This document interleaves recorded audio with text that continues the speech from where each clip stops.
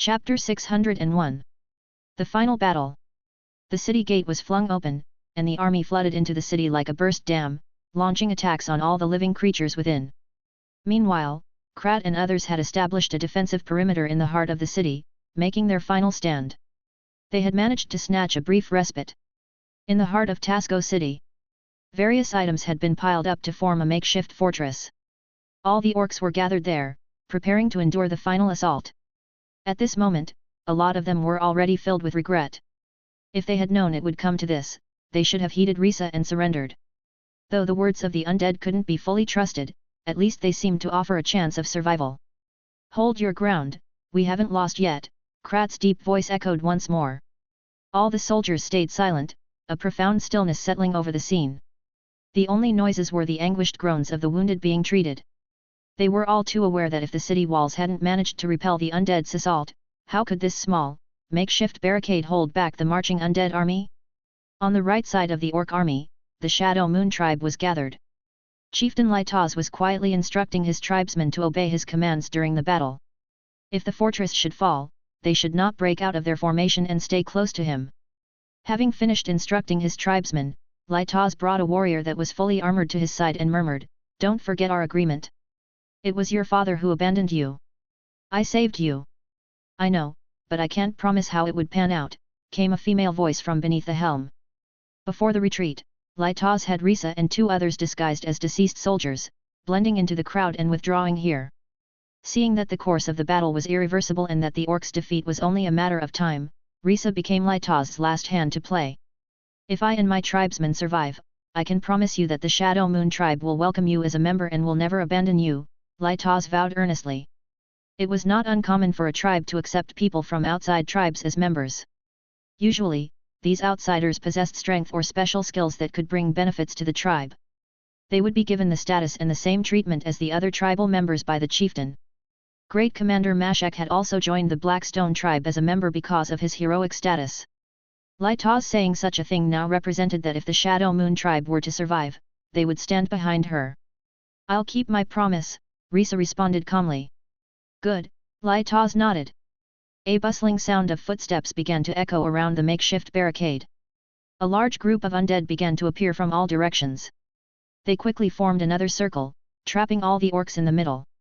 Krat and his companions wore grim expressions, their bodies slightly crouched, hands gripping their weapons tightly, ready for the final battle. With the number of remaining orcs limited and no additional reinforcement, they knew they had become lambs to the slaughter. The only question now was how many undead they could take down with them. The skeletons, holding their shields in front of their bodies to form a sturdy line of defense, did not launch an attack immediately. Just when everyone was speculating about what tricks the undead had up their sleeves, a path appeared in the ranks of the skeleton army, and a Tauren strode out quickly. He arrived in the middle of the battlefield and roared loudly, "Orc brothers, this war was provoked by the Blackstone tribe, they besieged our camps, seized our mines, we retaliated. My lord realizes that most of you are innocent, and as long as you put down your weapons and surrender, we promise." Whoosh! In the middle of his speech, he was suddenly struck down by an arrow. Although he wore plate armor, the Tauren was still hit in the chest. He clutched his chest, moaned in pain and collapsed to the ground. Everyone's eyes instantly turned towards the orc tribe, only to see Krat, his face grim, holding his bow. Under all the eyes on him, Krat bellowed, "Don't believe their words. How could the undead let us live? Only by sticking together do we have a chance of surviving. Yes, we must unite. Don't be fooled. They are undead." Blackstone clan leader Andres echoed loudly. The two roared out their defiance, but silence prevailed among the orcs. Actually, the words of the undead seemed somewhat credible. Forget about this moment. The fact that the undead chose to negotiate while in a superior position in the presence of a Tauren in the undead army implied that they were accepting of orcs. But when the undead allowed for surrender for the second time, Krat still shot an arrow at them, directly squashing their conditions for surrender. The injured Tauren was dragged back to the rear of the army. And the undead gave up on negotiations, choosing to attack. Amid the low drum beats, the undead started to advance. The narrow street was packed with skeletons, jostling each other as they rushed forward. The orcs watched the dense skeletons in front of them, swallowing hard. The archers continuously shot arrows, no need for aiming, just shooting forward could hit the enemy. Despite the mechanical repetition of drawing their bows, they still couldn't stop the undead's advance. Bang! The skeleton warriors jostled and trampled upon each other, crashing against the defense wall like a giant wave.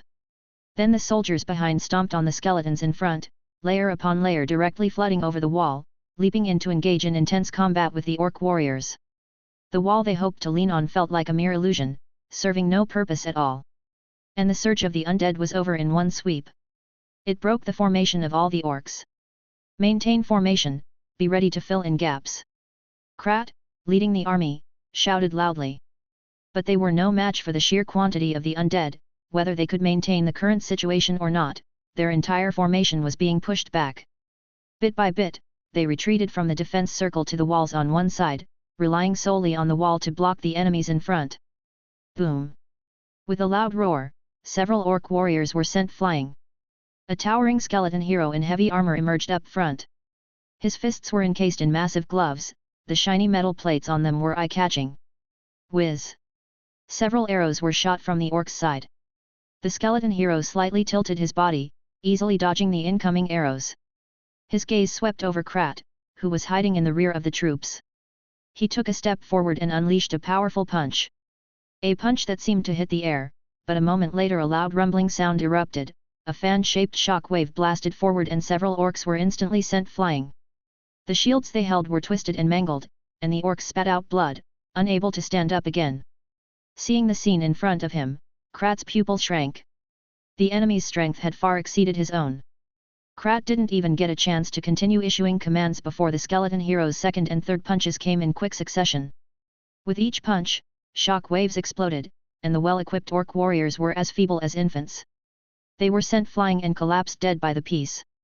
The intact orc formation was scattered by each punch, and the skeleton hero quickly approached Krat again and smashed down his skull. Krat had been vigilant against him. He quickly darted away, his footwork nimble. Boom! That punch had smashed a huge hole in the wall behind him. Broken stones and dust shot up. Krat understood that he was no match for his opponent. Without hesitation, he turned and tried to run. But the skeleton hero had been watching him closely, why would he let him escape? The skeleton hero rushed out of the dust and smoke and went straight for the fleeing Krat. Krat turned around in a fluster, holding his sword across his chest to block the enemy's punch. Bang! His sword clashed with the skeleton hero's fist. The sword instantly shattered, and Krat's body flew backward, hitting the wall behind him. Ugh! Krat, holding his broken sword, slumped in the debris at the foot of the wall. With each movement, a mouthful of blood sprayed out, he couldn't ward off even a single blow from the enemy hero. Seeing the skeleton hero getting closer again, Krat's expression started to bristle with panic. Don't, I surrender. The skeleton hero stepped forward, directly crushing Krat's arms and ordered, tie him up. Immediately, the skeleton warriors rushed up and started to tie up Krat. Chapter 602. Elsewhere. The battle between the orcs and skeletons continued unabated. Andres, the clan leader of the Blackstone tribe, led the orc alliance in resisting the onslaught of the undead. Like a furious beast, Andres led his orcs into the fierce fight. What, do you also plan to march to your death with the Blackstone tribe? A chilling voice echoed from behind the undead. A woman, half human and half giant spider, appeared before the orcs. Andres stared intently at the spider woman, his eyes filled with hatred and rage. He obviously recognized this woman and knew that it due to her that the undead launched an attack on his camp. Domina, you dare to ally with the undead? Even if we die today, someone will end you and your nest. Andres shouted loudly. Domina responded with a smirk, ignoring Andres. Her gaze fell on the orcs from small tribes in front of her and spoke without a hint of mockery. I'm curious, the Blackstone tribe always oppresses you, so why are you willing to die with them? The orcs remained silent, their eyes darting back and forth between Andres and the undead. It appeared they were weighing their options in their hearts. Isn't it too soon to sow discord among us? The orcs will never submit to the undead. Andres spoke in a loud voice, but he had already moved 2 steps to the side, keeping an eye on the orcs around him. The great commander of the Blackstone tribe was dead, and there were only less than 4 clan members left by his side. Spread discord, think about what you've done to the other tribes. Do you think there's a need for me to stir up trouble? Domina asked casually. At the same time, she looked at the other orcs and shouted, as long as Andres dies, I, Domina, can guarantee the safety of the rest of you. Why die here with him when you can find a way to survive? Domina's words began to make the orcs hesitate. The undead are detestable, having killed many of their kin, but they also despised the Blackstone tribe, who constantly oppressed the various tribes. Now that they've stirred up trouble, they're still dragging them into it. How could they not harbor hatred? One by one, the orcs fixed their gaze on Andres, constantly watching him. Andres noticed the change in the others, his heart tightened immediately and he quickly spoke, "Don't listen to her, everyone follow me." Thud. Halfway into Andres's speech, he frowned and looked back. An orc had stabbed his blade into his back. "You." Andres grit his teeth, turned around, and swung his sword, chopping at the neck of the orc who ambushed him. The orc's head drooped, his body going limp as he fell dead instantly. But that swing of the sword ignited the rage of the remaining orcs. "Kill Andres! He's the one who killed our clansman!" No one knows who shouted, but it acted as a spark that ignited the orcs all around, who began to brandish their weapons, hacking at Andres and the other 4 orc warriors of the Blackstone tribe. Suddenly, the battle between the orcs and the undead turned into an internecine slaughter among the orcs. Domina revealed a satisfied smile and began to command the skeleton soldiers to encircle all the orcs in the vicinity. They formed a besiegement, silently watching them kill each other. Andres found himself surrounded and under sneak attack, but being a hero of the orc clan, he still demonstrated superior fighting skills. Facing the weapons swung from all around him, he managed to kill dozens of orc soldiers.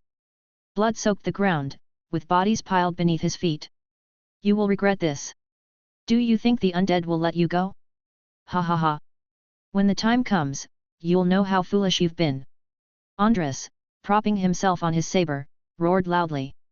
He was prepared to die in this battle, but he never thought he would die at the hands of his fellow orcs.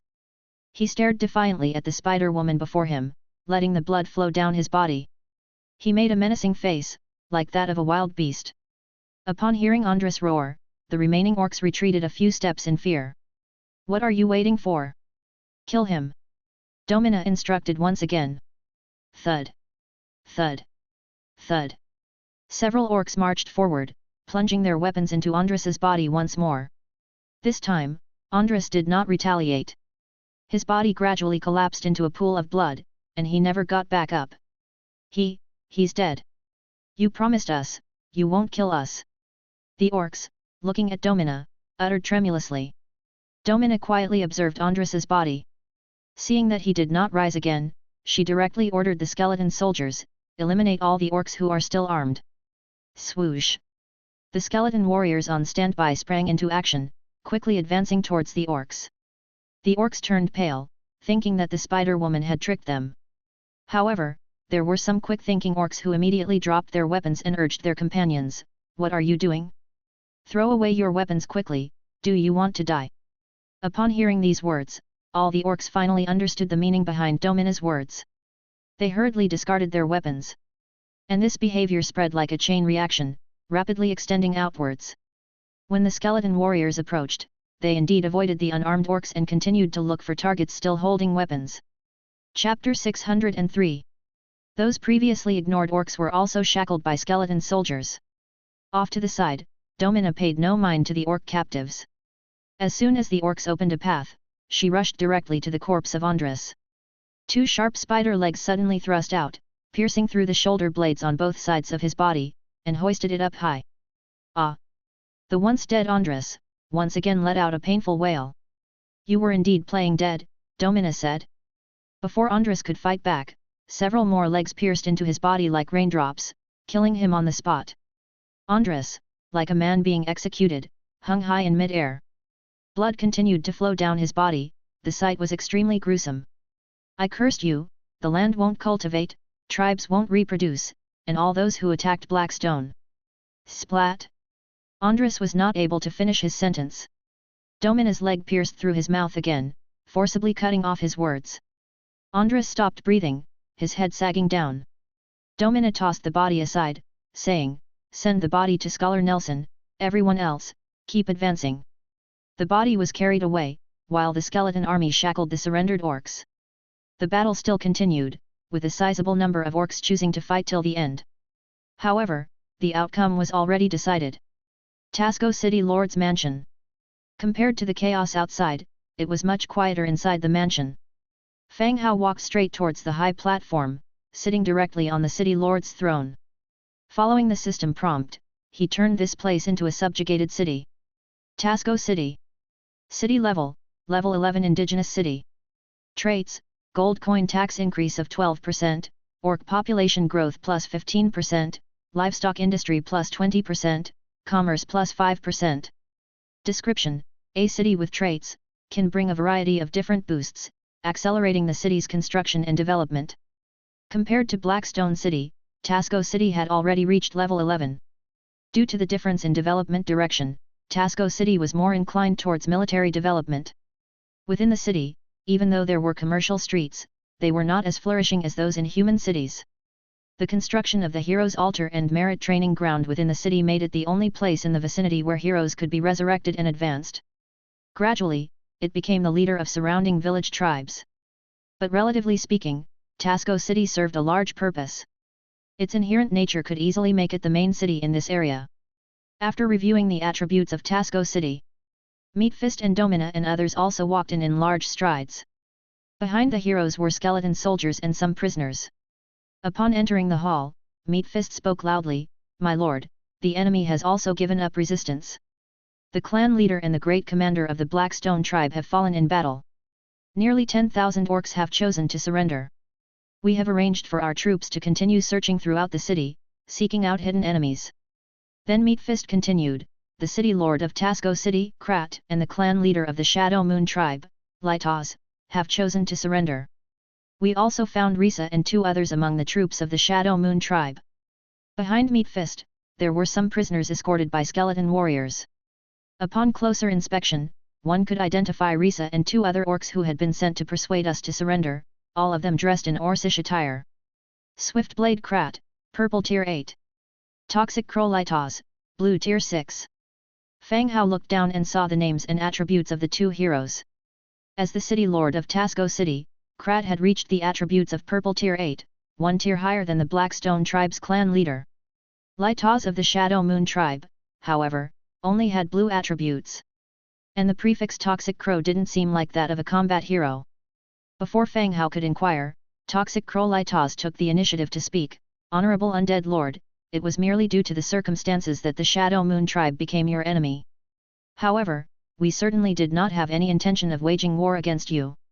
When Krat gave the order to execute Miss Risa and the others, it was I who protected them under the guise of needing humans to test poisons." Lightnovel was clearly in a much better state than Krat. Not only was he not heavily injured, but even his mental state seemed to be better. At the moment, he was loudly laying out his difficulties and how under Krat's pressure, he saved Risa and the others. Listening to Lightnovel's words, Fang Hao and the others looked stunned. Even the feeble and blood-stained Krat looked angrily at him and cursed, "What the hell are you talking about, Lightnovel?" Lightnovel glanced at his old friend then continued to address Fang Hao, "My lord, we were only coerced by Tasco City and the Blackstone tribe. Now that you are victorious, we are willing to surrender." You traitor!" Krat cursed loudly and spat up a mouthful of blood on the ground. After quietly listening, Fang Hao began his inquiry, "Risa, is what he said true?" Risa was dressed in Orcish armor, covering her entire body. She responded directly, "Krat gave the order to execute the 3 of us. It was Chief Lightnovel who saved us under the pretext of needing people to test poisons, and has kept us with him ever since." "Good, you 3 can stand aside for now," said Fang Hao. "Yes, Lord." Risa and the other 2 removed their helmets and obediently stood to one side. Fang Hao's gaze fell back onto Lightnovel, and continued to question, "Which city wall did you defend?" Chapter 604. Hearing the question from the undead leader, Lightnovel immediately realized something was amiss. The other party could judge his intention to surrender by the strength of the city wall's defense. "South, to the south," Lightnovel said with his head bowed low. Fang Hao sneered in his heart and immediately understood the ins and outs. It could be said that rather than Lightnovel really wanting to surrender, he was the cleverest among them, merely keeping a card up his sleeve for himself. But none of that mattered now. Lightnovel's surrender also had its benefits for him.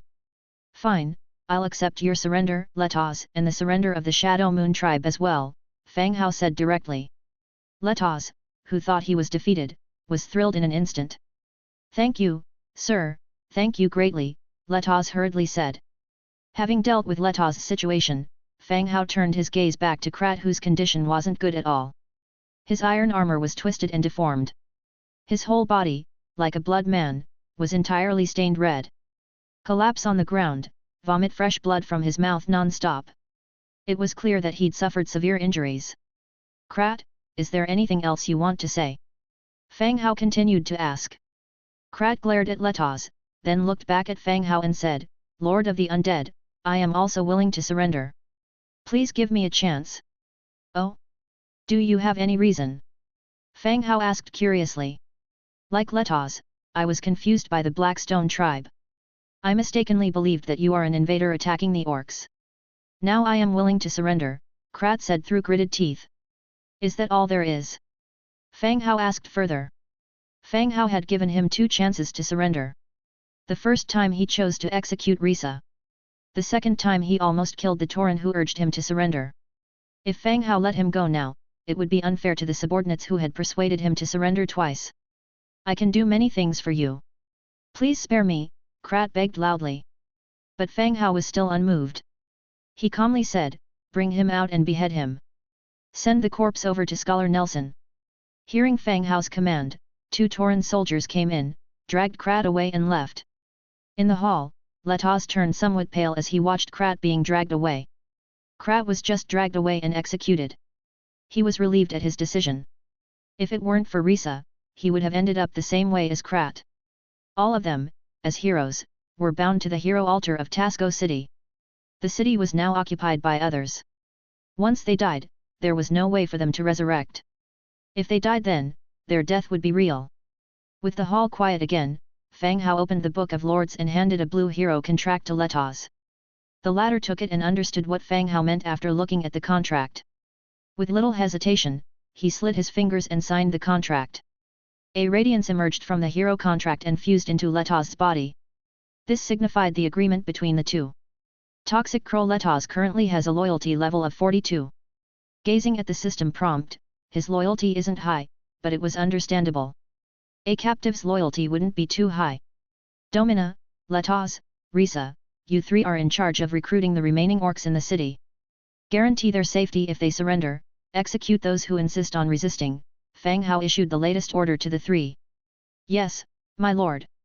The trio left the hall, and Fang Hao followed, checking Letaz's individual attributes. Consecutive seizure of 2 cities, and he had already killed several heroes. It was only now that he had been able to recruit this one hero.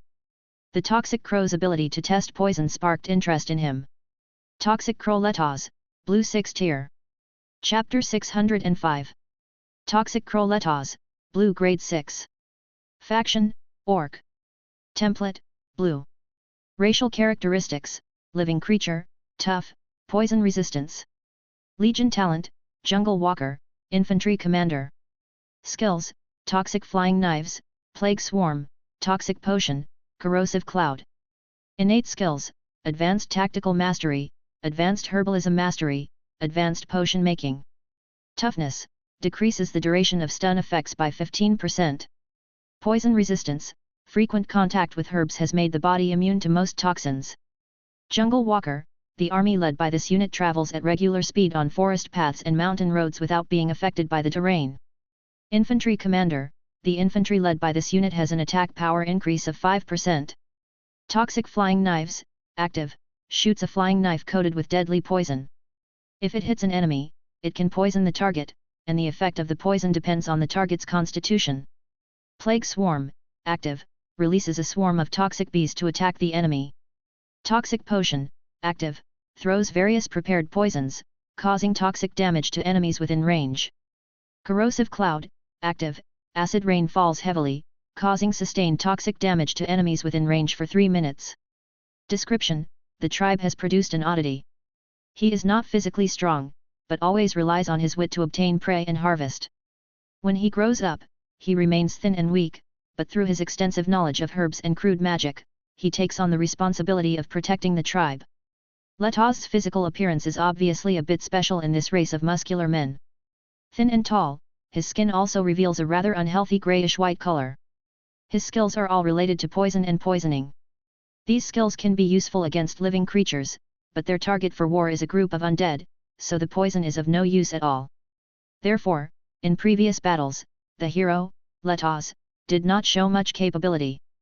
After reviewing Letaz's attributes, Fang Hao closed the Book of Lords. The Tauren in charge of looting came in with the skeletons. Boxes full of gold and silver were piled up in the middle of the hall. These were all looted war spoils. 4.27 million warfire coins, over 9 million Beothead gold. Plus, the money looted from the Blackstone tribe yesterday, 8 million warfire coins and 16 million Beothead gold. It's reached a terrifying amount. Krat did not earn less in all these years of running this city. Fang Hao's gaze fell on a shiny box in front platinum treasure chest. As expected. Seeing the platinum treasure chest, Fang Hao felt a surge of joy in his heart. Told you so. With so many orc armies and 4 heroes involved in the battle, the treasure chest had reached platinum.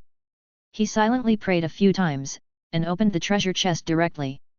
Received, Blueprint for Glory Tower, purple, Blueprint for Earth Spirit Camp, purple, Blueprint for Warrior Gladiator's Sword, purple, Blueprint for Guardian's Warhammer, blue, Blueprint for Guardian's Helmet, blue, Blueprint for Guardian's Boots, blue, Blueprint for Guardian's Gloves, blue, Blueprint for Guardian's Breastplate, blue, 5 Hero Hearts, 3 Hero Certificates, 352 Beast Teeth Stones, 1072 Warfire Coins. A glint of light flashed, and the blueprints appeared in front of Fang Hao. 3 purple blueprints, the rest are all blue. Compared to the previous killing of the quasi-god, and the rewards from the dark gold chest, it is inferior. At least last time, there was a dark gold weapon reward and several purple equipment blueprints. This time, most of the equipment blueprints are blue. Fang Hao picked up the building blueprints first. Glory Tower, purple wood 3000, hardwood 1500, stones 3200, stone bricks 2200, cast iron blocks 850, metal parts 520, 5 rich essence, and 20 beast tooth stones. Description: the tower bearing the orcs' honor, after being built, increases the loyalty of the orcs in the area by 40 points. Seeing the introduction of the Glory Tower, Fang Hao trembled again. What you lack, will come. Even though it is only purple, it is the blueprint he currently needs the most. After the war, even if 2 cities were successfully captured, the surrendered orcs must not have high loyalty, it could be very low. This is the drawback of capturing cities through war. You killed so many of their tribesmen, it is impossible to have high loyalty. Now with the Glory Tower, this problem can be well resolved. After building the Glory Tower, the loyalty of all orcs in that area will rise 40 points directly. In this way, no matter how low the loyalty, it will reach more than 40. This will be of great help to the development of the city, and it can also reduce the probability of rebellions. The remaining loyalty will slowly increase through some methods at that time. The Glory Tower is only for orcs.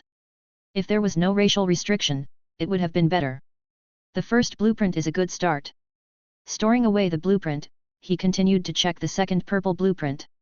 Earth Spirit Camp, purple wood 3200, hardwood 1500, stones 3000, stone bricks 2500, thick leather 850, cast iron blocks 350, metal parts 120, beast teeth stone 20, traces of divine spirit 1.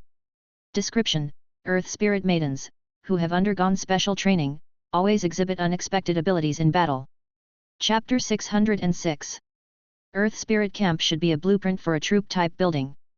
From the description, it seems that a type of troop called the Earth Spirit's Daughter can be recruited from the Earth Spirit Camp.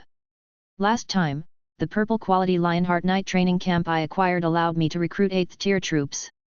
So, the purple building blueprint I have now should provide troops of a high rank. Once it's constructed, I can examine the properties of the Earth Spirit's Daughters. Troops of living creatures present a burden on the territory's food supplies, so only effective troops are suitable for large-scale recruitment. After examining the 2 building blueprints, I continue to look at the equipment blueprints. The first one is a purple quality weapon blueprint. Warrior Gladiator's Sword, purple 2 cast iron blocks, 5 fine iron, 2 thick leathers, 4 metal components, 2 mithril.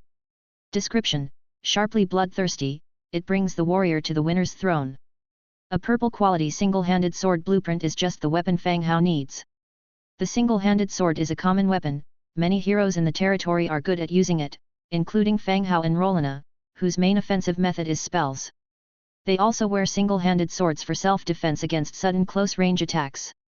Furthermore, the weapon of the skeleton warriors is also a single-handed sword, so this weapon can replace a batch of troop equipment. At the same time, the weapon can also be updated for sale in the local channel. It can be said that it's very practical. The second blueprint is for a studded hammer. Guardian studded hammer, blue 12 irons, 3 cast iron blocks, 2 thick leathers, 5 metal components. Description: in the most primitive sacrifices, this weapon can more conveniently smash the skulls of the human sacrifices. Well, the studded hammer is indeed a rare weapon. Human armies seldom equip this weapon, and in orc armies, it is only occasionally seen. Nor are there suitable troops in the army for using the studded hammer. Fang Hao has not yet figured out which troops are best suited for this weapon. Next is a Guardian's set. A helmet, chest armor, boots, and gloves, a complete 4-piece set. When such sets appear simultaneously, the corresponding set attributes also appear. Amongst equipment of the same quality, they can be considered top quality. Guardian's breastplate, blue. Category, chest armor. Defense, level 3 defense. Set attribute, movement speed plus 5%, strength plus 5%, morale plus 7%. Description: each Guardian adheres to the creed, carrying out their mission. Materials required: 5 cast iron blocks, 22 leathers, 12 thick leathers, 22 spindles, 8 metal components. Looking at the materials required for the set, the Guardian suit should fall into the category of leather armor. The consumption of cast iron blocks is only 5, with a greater quantity of leathers required. Although it is not currently useful, the set is always practical. Even if no one uses it, it will fetch a good price on the regional channel. Behind the Guardian's armor set, there is a hero heart and hero's credential. These are materials for hero trials and advancements. Beast Tooth Stone and Warfire Coin are both racial materials and currency, both of which are necessary to open a treasure chest. After examining all the rewards, Fang Hao, with Aseti and the others beside him, walked out of the door. Outside the hall, it was still bustling. Squads of skeletons quickly moved down the streets, cleaning and searching. Near the city gate, the bodies of dead orcs were piled up into hills. The bone dragon breathed death onto the mountains of corpses, turning bodies into skeletons. The bodies turned to skeletons would be transported by dedicated soldiers to Blackstone City for conversion into skeletal soldiers. Due to the 2 consecutive battles, the number of bodies for conversion was quite large, and since the skeleton conversion field had a time limit, digesting all these corpses would take a long time. Fang Hao walked down the street to the central location. Opening the Book of Lords, he began to construct buildings. The Blackstone Martial Arts Field, Glory Tower, and Tower of the Fallen, these 3 buildings rose from the ground in succession, appearing before Fang Hao's eyes. At the same time, Fang Hao immediately checked the loyalty of Risa and Letaz. Current loyalty of Risa, 65. Current loyalty of Toxic Crow Letaz, 82. As expected, after the establishment of the Glory Tower, whether it was the ordinary orcs or the orc heroes, their loyalty was forcibly increased by 40. Risa reached 65, and Letaz even reached 82 points. 82 points is considered high loyalty. The biggest benefit of the Glory Tower is its enhancement for the surrendering orcs, reducing the chances of public order and rebellion incidents appearing in the future. It can be said that it is precisely the building that Fang Hao needs. After reviewing the Glory Tower, Fang Hao continued to look at the Blackstone Martial Arts Field. This was a large arena with various equipment placed in the center that could satisfy the training needs of the orcs. Unfortunately, this training field only benefits the orc race, while the other races are not treated with such favor. Having finished constructing these buildings, Fang Hao returned to the City Lord's Hall. On the way, Fang Hao asked, Aseti, do you think Letaz is suitable for managing this city? Blackstone City would be put under the care of a skeleton hero, but Tasco City still needed an orc hero to manage it as a city lord. Previously, Fang Hao had not considered Letaz, but now that Letaz's loyalty had reached 82 points, he seemed to be a possible candidate. After a brief moment of thought, Aseti quietly said, My lord, Letaz is not suitable for managing this city. Why? Although Letaz says good things, the other orcs will only see Letaz as a surrender, a betrayer of several other heroes. If he becomes the city lord, it would add unpredictable hidden dangers, Aseti explained. Fang Hao frowned slightly, understanding what Aseti was trying to express. In this city, a large number of residents who were once managed by Krat will continue to live here. Ordinary orcs can surrender, but as a leader of one of the three major tribes, betraying Krat for self-preservation, they will certainly not be accepted by the orcs. Expecting them to obey a traitor's management, there will definitely be resistance. By then, not only will this city face the risk of rebellion, but it won't be able to achieve its original goal of collecting faith for him. This city needs an orc hero. Who do you think is the most suitable? Fang Hao continued to ask. Aseti was quick with his reply, as if he already had his answer. Teluk would be a good choice. Bronze Bowl Teluk. This answer was somewhat beyond Fang Hao's expectations. Bronze Bowl was managing Bronze Bowl City and the Manam Market, and he was doing a fairly good job. If Bronze Bowl were moved over here, it was not clear whether Bronze Bowl himself would agree. Why Teluk? Fang Hao continued to ask. Aseti responded calmly, Teluk is a purple hero, meeting the requirements to sit in Tasco City in terms of strength. Moreover, Teluk has high prestige among the orcs. In addition, he did not participate in this battle, which can reduce a large part of the orcs' dislike. Bronze Bowl Teluk held great prestige among the surrounding orcs. Relying on his own strength and reputation, he set the rules for the Manam Market, and the surrounding orcs were willing to abide by them. Even the villages near Tasco City were more willing to transport goods to the Manam Market for sale. This was the reason Tasco City and Manam Market had established shops in each other's areas. If Teluk were chosen to be stationed in Tasco City, from the aspects of strength and prestige, he would fit the position of City Lord. I will discuss this with Bronze Bowl later, to see what he thinks, said Fang Hao, nodding. We'll see what Bronze Bowl has to say about it when the time comes. Both of them returned to the City Lord's residence. Fang Hao then deactivated God's presence and went to bed to rest. On the second day, at noon, Tasco City welcomed a team composed of Taurens. The leading Tauren, like a golden statue, shone dazzlingly under the sun. Chapter 607. At noon, Fang Hao held a simple award ceremony at the City Lord's mansion in Tasco City. All the heroes and soldiers who participated in this war received equipment and gold coin rewards. Particularly noteworthy was the Blackfoot Cat tribe, who displayed exceptional intelligence capabilities in this battle. Whether it was the movements of the enemy troops or the positions of their generals, they provided accurate information. Fang Hao singled out and rewarded members of the Blackfoot Cat tribe. Lori, with a height of merely 1.2 meters, stared at the small box of gold coins in front of him, his eyes wide and unable to look away for a long time. He didn't seem to have done much, and hadn't even participated in the battle, yet he received so much money. Once he returned, he would surely be the wealthiest person in his village. After the commendation, Fang Hao introduced Bronze Bowl Teluk to everyone present. In the future, Teluk would manage the city. At the same time, Teluk brought along a group of Tauren to assist in managing the city. All subsequent matters were handed over to Teluk. Fang Hao and the others, with their large army, began their return journey to the Webweaver camp, and then from the camp back to their main city. As evening approached, Fang Hao and his entourage arrived at Bronze Bowl City. Teluk had gone to Tasco City, and the management of Bronze Bowl City was handed over to a Tauren named Terry. Terry is the most promising candidate to become a hero among the Tauren. He was also heavily groomed by Teluk. Previously, Fang Hao had assigned Terry to a fortress in the south, but later he was transferred back to Bronze Bowl City. As the army entered Bronze Bowl City, Terry hustled to greet them. Good evening, Lord, welcome, everyone. Terry bowed respectfully. The Tauren were able to maintain their current peaceful development without strife in great part due to Fang Hao's protection. In addition, the statue of the king installed in the city has received many prayers and worship from the Tauren. Fang Hao's prestige steadily grew deeper in people's hearts.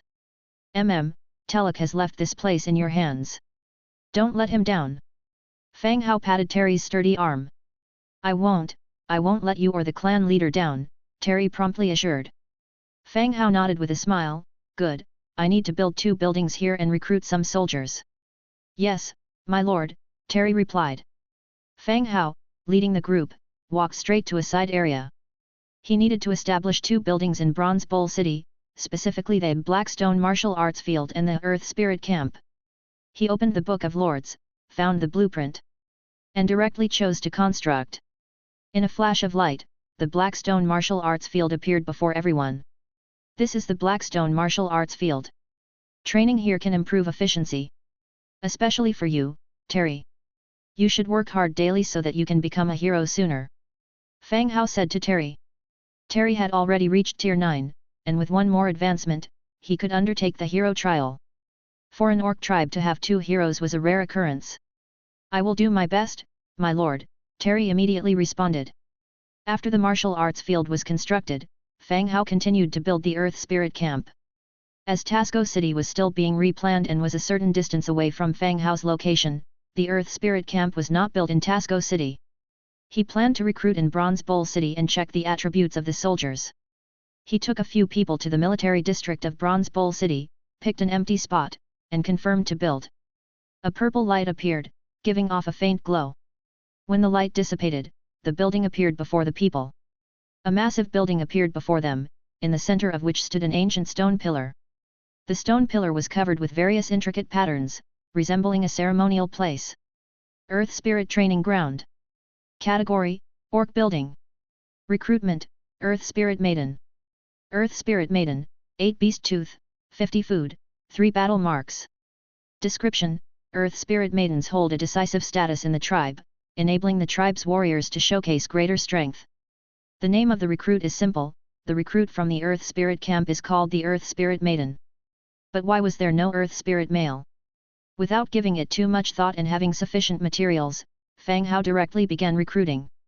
The Hundredfold Amplitude triggered, recruiting 101 Earth Spirit Maidens. A flash of light revealed burly women in leather bras and skirts standing in front of Fang Hao. These women generally stood at a height of 1.8 meters, had beast horns on their heads, and their bare abdomens clearly showcased 8-pack abs. They looked like a troop of muscular Barbies standing there. The Earth Spirit Maidens quickly surveyed the scene. Immediately they approached Fang Hao, knelt on one knee. Greetings, clan leader. All of the Earth Spirit Maidens were very respectful, their heads held low, and none of them raised their heads before Fang Hao spoke. Everyone stand up, in the future just call me Lord or simply my Lord. Fang Hao said. The Earth Spirit Maidens all stood, respectfully standing off to one side. Next, Fang Hao checked the attributes of the Earth Spirit Maidens. Earth Spirit Maiden, Tier 8. Faction, Orc. Racial traits: Life Force, Toughness, Earth Spirit. Skills: Blessing Battle Rage, Blessing Swift Movement, Skull Breaker. Innate skill: Intermediate Tactic Mastery. Earth Spirit, it can sense the movement of the enemy in advance through the feedback of the earth. Blessing Battle Rage, active, releases rage upon up to 1000 friendly units, increasing attack power by 10% and critical hit rate by 3% for a duration of 120 seconds. Chapter 608. Blessing Agile Movement, active, deploy rush for a maximum of 1000 friendly units, thrusting them into a rapid state with a 30% increase in movement speed for 30 seconds. Skull Breaker, active, strike the enemy fiercely, inflicting 120% weapon damage on the target, hammer-type weapon required for activation. Description: the Earth Spirit's daughter holds a resolute position in the tribe, enabling the tribesmen to show greater strength. Like the Lionheart Knight, the Earth Spirit's daughter's rank has also reached the 8th rank. This is considered quite high amongst the building troops. Though the ranks of the two buildings are the same, their roles vary greatly. Lionheart Knights are purely combat cavalry troops, while the Earth Spirit's daughters lean more towards support troops. Out of the 3 skills, 2 of them are designed to enhance the abilities of comrades. Moreover, the maximum number of troops that can be enhanced by these skills has reached 1000. They feel more like movable war drums, providing amplification for the troops. Movable war drums?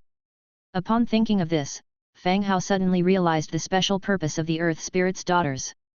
The troops in the territory are skeleton soldiers, and a large number of living creature troops must be mobilized from nearby cities each time a battle starts to act as the Legion leader, issuing corresponding commands. Since the Earth Spirit's daughters can enhance the abilities of the Legion, they are quite suitable for the position of Legion leader. Although the war has ended, the Earth Spirit's daughters can be arranged to lead the daily patrols of the main city. Fang Hao discusses with Dimitrija, Aseti, and Meat Fist, who agree with the idea of having the Earth Spirit's daughters join the patrol team. Since each Earth Spirit's daughter can enhance up to 1000 people, controlling the number to 500 is enough to handle the territory's patrol work. As for future large-scale wars, recruitment can be carried out as needed. After discussing everything, Fang Hao starts recruiting. Hundredfold Amplification triggered, recruited 404 Earth Spirits' daughters. Whoosh! A great light flickers again, and 404 Earth Spirits' daughters appeared in front of Fang Hao. Standing still, they awaited Fang Hao's next command. Then, Fang Hao opens the Book of Lords and began to craft weapons and armor for the Earth Spirits' daughters. The Earth Spirits' daughters need to equip hammer-type weapons for their Skull Breaker skill. This reminded Fang Hao of the newest Guardian mace he obtained. It seems that the Guardian set was meant to be equipped by the Earth Spirits' daughters. He had thought the set was useless at the time, but now it was about to be used. Without much hesitation, Fang Hao started crafting the equipment. Hundredfold Amplification triggered, obtained Guardian Mace 505.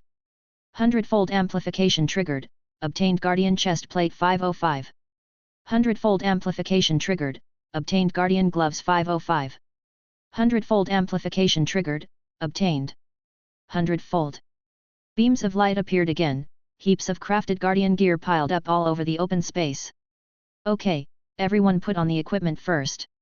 When you're done, follow the army back to the main city, Fang Hao shouted. Yes, sir, the Earth Spirits' daughters answered in unison, and began orderly changing into their equipment. Not much later, all the Earth Spirits' daughters had equipped their gear. The large troop departed massively, starting their journey back to the main city. The next day, the early morning. After freshening up, Fang Hao came outside to breathe in the fresh air. Looking at the bright morning sunshine, he couldn't help exhaling. A sunny day is really nice. After consecutive rainy days, he found sunny weather more refreshing. The war in Tasco City ended, and Fang Hao soaked in the hot spring last night, and had a good night's rest. He reset everything, resurrected full of energy. Ira was cooking breakfast, and Fang Hao started his daily morning exercise. He went for a jog around the territory. Passing by the Blackstone martial arts field, he saw a group of Earth Spirits' daughters training their bodies. Good morning, Lord. Good morning, sir, would you like to join us for morning exercise? The Earth Spirits' daughters were doing push-ups, lifting weights. They showed off their somewhat exaggerated muscles. Fang Hao felt like he'd entered a muscle training ground, the entire martial arts field full of muscular women. When they returned to the main city last night, Fang Hao also built the Blackstone martial arts field and a large number of civilian houses in the city for the Earth Spirits' daughters to live in. It was used early in the morning today. That won't be necessary, I'll just go for a simple run, Fang Hao declined politely, and increased his pace to leave. The Blackstone martial arts field is actually a pretty decent construction. It spans a large area, accommodating hundreds of individuals for simultaneous training, and orcs training here also receive a 20% bonus. However, for the daughter of the Earth Spirit, such recruited soldiers cannot provide experience enhancement. It only satisfies the desire for fitness. The main focus is still the maids within the territory, who can improve their ranks through training and learning, and taking certain potions. Not like before, where bunny girls and fox girls were so weak. While jogging, he passed by the stone carving workshop and happened to see skull carving mason Gray coming out of the workshop. Seeing Fang Hao jogging over, Gray was also slightly stunned. Good morning, my lord, Gray greets and respectfully says. Good morning, Gray, Fang Hao responds with a smile. Gray continued, my lord, the assembly stone armor you instructed us on last time, we have produced 1,000 sets. In a system mission. Fang Hao received the overall blueprint for the creation of the stone monster assembler. And each part of the stone monster has its own blueprint. The so-called head stone armor, torso stone armor, arm stone armor, and leg stone armor, all require a material called a fine carved stone plate. Before this, Fang Hao handed the task of making the fine carved stone plates to the stone carver. Many days have passed, and the quantity produced has already reached 1,000 sets. This is indeed hard work. All right, stop the stone armor work for now, I will let you know when it's needed, Fang Hao said. All right, my lord. Gray bowed again and walked towards the distance. Fang Hao jogged back to the lord's mansion. After a simple rinse, he immediately checked the assembly requirements. Previously, it was not made because there was a lack of fine carved stone plates or precision parts. He has now gathered all the materials, and he just hasn't attained the blueprint for the energy core. The 11 energy cores in the warehouse were always collected after fighting with the assembler. Stone Monster Assembler, Energy Core 1, Basic Head Part 1, Head Stone Armor 1, Basic Torso Part 1, Torso Stone Armor 1, Basic Arm Part 2, Arm Stone Armor 2, Basic Leg Part 2 and Leg Stone Armor 2. After checking the materials required, Fang Hao began to make them one by one. Basic Head Part, Iron 5, Cast Iron Block 2, Metal Parts 12, Precision Parts 8. Basic Torso Part, Iron 15, Cast Iron Block 8, Metal Parts 42, Precision Parts 17. Basic Arm Part. Basic Leg Part. Set quantity to 1 and begin assembly. 100-fold amplification triggered, Basic Head Part 101 acquired. 100-fold amplification triggered. Fang Hao continued to make stone armors. Head Stone Armor, Cast Iron Block 2, Fine Carved Stone Plate 1, Mithril 2, Essence of Magic 1.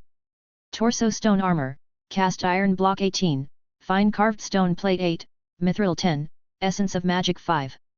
Arm Stone Armor. Leg Stone Armor. Still a quantity of 1. 100-fold amplification triggered, Head Stone Armor 101 acquired.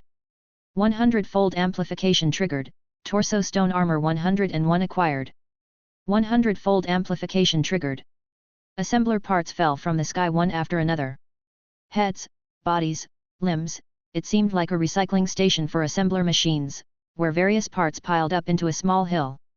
The assembler's size is large, and each part is also huge. These 101 parts can produce more than 10,000 assemblers. Fearing that too many assemblers would cause chaos in the city, Fang Hao went out of the city. He selected a spacious open space, set the production number to 11, and chose to produce. 100-fold amplification triggered, 1,111 stone monster assemblers acquired. Boom! Boom! Boom! The huge bodies of the stone monster assemblers fell from mid-air, raising a cloud of dust. Stone Monster Assembler, 5th rank. Chapter 609. Body constructs fell all around, kicking up a dust cloud. While fanning away the airborne dust, Fang Hao examined the attributes of the constructs. Stone Monster Construct, Rank 5. Type, Construct. Body Strength, Level 4. Abilities, Construct Body, Magic Immunity. Construct Body, the body of the construct is activated and does not flee or decay. It is immune to all negative conditions such as horror or silence. When the body is damaged, it enters an unstable state. The construct technician can repair the construct, restoring its combat abilities. Magic Immunity, the stone monster's exterior stone armor reduces 50% of the magic damage received. Description: the stone monster is a successful construct product, with a tall body and perfect defense, enabling them to form a powerful line of defense against enemies. Constructs are not a type of troop, but are more like crafted items similar to a demon doll. The skills are only 2, Construct Body and Magic Immunity. Construct Body ability, based on its description, is a machine body that cannot be affected by any negative magic. In addition, when the body is damaged, it can be repaired by a technician. Once repaired, they can return to the battlefield and continue fighting. If this was placed in the modern world, it would be a robotic soldier. The second ability is Magic Immunity, which can give immunity to 50% of magic damage. It can be said, the characteristic of stone monster constructs are those of a strong and highly defensive warrior. Whether faced with physical attacks or magic, it holds a great defense ability. It is categorized as a high defense, high attack, low agility troop. Unfortunately, due to a lack of an energy core, Fang Hao could only create a little over 1,000 of them. Most of the remaining materials will have to wait until the method for producing energy cores is obtained before they can be used. After examining the properties of the constructs, Fang Hao continued to craft weapons for them. The last time, in the church cemetery, Fang Hao obtained a black iron construct general long knife blueprint. Since these general long knives for constructs were large and heavy, they had not been used until he had the constructs. Now that he had the constructs, it was the perfect time to equip the stone monster constructs with them. Black Iron Construct General Long Knife, Iron 5, Cast Iron 5, Metal Parts 12, Leather 2. Produced quantity, 11. Hundredfold Amplification triggered, estimated Black Iron Construct General Long Knife production, 1111. The heavy construct General Long Knives appeared. Fang Hao said, one for each individual, pick up your long knife. A second after the command was issued, the constructs started to move. They took heavy and slow steps towards the long knives, bent over and picked up the knives from the ground. The black iron long knife is a weapon specifically for the stone monster constructs. When held in hand, the size was just right. After all the constructs picked up their weapons, Fang Hao gave more orders. 10 of you go to the East City Gate, 10 of you go to the West City Gate, you go to the South City Gate, and you go to the North City Gate. Fang Hao was giving precise commands. The bulky bodies of the constructs were obviously not suitable for territory patrols. Their characteristics were more suited for defending some specific locations. The constructs that received commands departed with heavy steps towards the specified city gates. When they got close to the wall, their huge bodies, just like sculptures, hung halfway from the stone wall like a vivid stone carving. The rest of you, proceed to the troop hiding cave to stand by. Fang Hao shouted again. The constructs began to head towards the troop hiding cave while Fang Hao walked back. After returning to the Lord's mansion, Ira's breakfast had been prepared. A feast had already been set up on the table. Not only did Angie arise early today, Lori of the Blackfoot Cat tribe was also obediently sitting at the dining table waiting for the meal to start. Slap! Seeing Fang Hao sit down at the dining table, Lori, with her tiny hands, slapped the table revealing some gold coins underneath. What are you doing? Fang Hao curiously asked. Could this little girl know that she had to pay for her food? I want to buy a purple-scaled horse. Lori said loudly. He was thinking too much, she came over to buy something from him. Fang Hao looked at Lori curiously and asked, the village is so close to here. You don't need to ride a horse, do you? Lori's large eyes swiveled, and she continued to say, don't worry about it. Is this enough? I want to buy one. I've already picked one out. Fang Hao looked at her, then glanced at Angia. It should be because Angia had her own purple-scaled horse and often showed off in front of Lori. This time after the big battle, Fang Hao awarded her a lot of gold coins, and the first thing she wanted to do was buy a purple-scaled horse that belonged to her. Moreover, a purple-scaled horse is worth more than 5 Biosthead gold coins. Add that to Lori's momentum right now, it felt like she was buying and grabbing at the same time. The Blackfoot Cat tribe indeed performed exceptionally in this battle, and Lori played a leading role. Rewarding her with a purple-scaled horse was indeed appropriate. He picked up the 5 Biosthead gold coins from the table and said, all right, sold to you. After breakfast, you can go to the stable to lead it, but you are only allowed to buy one. Upon hearing Fang Hao's agreement, Lori was immediately overjoyed, almost leaping up on the spot. Hee, all right. Lori immediately agreed, then provokingly looked at Angia, who was seated next to her. After breakfast, let's go horse racing. This time, watch how I beat you. Pshh, as if I'm scared. You better not fall off the horse. Angia retorted. As if. Lori retaliated. The two girls started to quarrel, throwing remarks at each other. As breakfast was served, both of them started to wolf down their food. Chapter 610. Quickly finishing their food, the two of them headed straight out the door and toward the horse stable behind. Not even 5 minutes later, the hurried clatter of horse hooves could be heard. Two purple-scaled horses were galloping wildly outward from the city. Watching the two people ride away on horseback, Fang Hao somewhat regretted selling a purple-scaled horse to Lori. What if the two of them go crazy and get themselves hurt? Won't that mean he's asking for trouble? Ding! Just as Fang Hao was watching the two horses galloping away in a cloud of dust, a private message notification came from the Book of Lords. Upon opening it, he saw a message sent by Zhang Bin. Boss, the trade market I mentioned last time has been set up. Villages and towns nearby have started coming here to sell and trade items. I've organized a security team to maintain market order. Can you make us some gear? Zhang Bin had mentioned setting up a trading market to Fang Hao several times. The plan was to trade with the towns to the west, to increase the city's income and break the monotony of the town's reliance on agriculture. Fang Hao was supportive and agreed at that time. After this period, the trade market has gradually gotten on track. However, with the market opening to outsiders, the number of visitors increased, which led to issues with market order. Trading inevitably led to disputes and chaos, sometimes even fights. So Zhang Bin used the local residents to set up a security team specifically to maintain market order. The team was established, but the equipment they had was vastly inferior to Fang Hao's. Adhering to the principle of looking up to solve problems, Zhang Bin planned to ask Fang Hao to make them a batch of decent equipment they could use. Sure, how many sets and what type do you need? Fang Hao asked. He could afford to spare the materials given his hundredfold amplification. In fact, the amount of equipment he sold on the channel could easily cover the quantity needed by Zhang Bin's security team. Boss, I need about 200 sets to start with. Preferably leather armor, Zhang Bin replied. Since it was for city security and a normal militia team, Zhang Bin chose leather armor. It was suitable for long patrols and was not as heavy as plate armor. Alright, will the Guardian's breastplate, blue, set do? Fang Hao sent over a picture. As soon as the message was sent, an instant reply came from the other side, wow! A blue set of armor. In that case, boss, I'll take 500 sets. Even the city defense soldiers don't have this good equipment.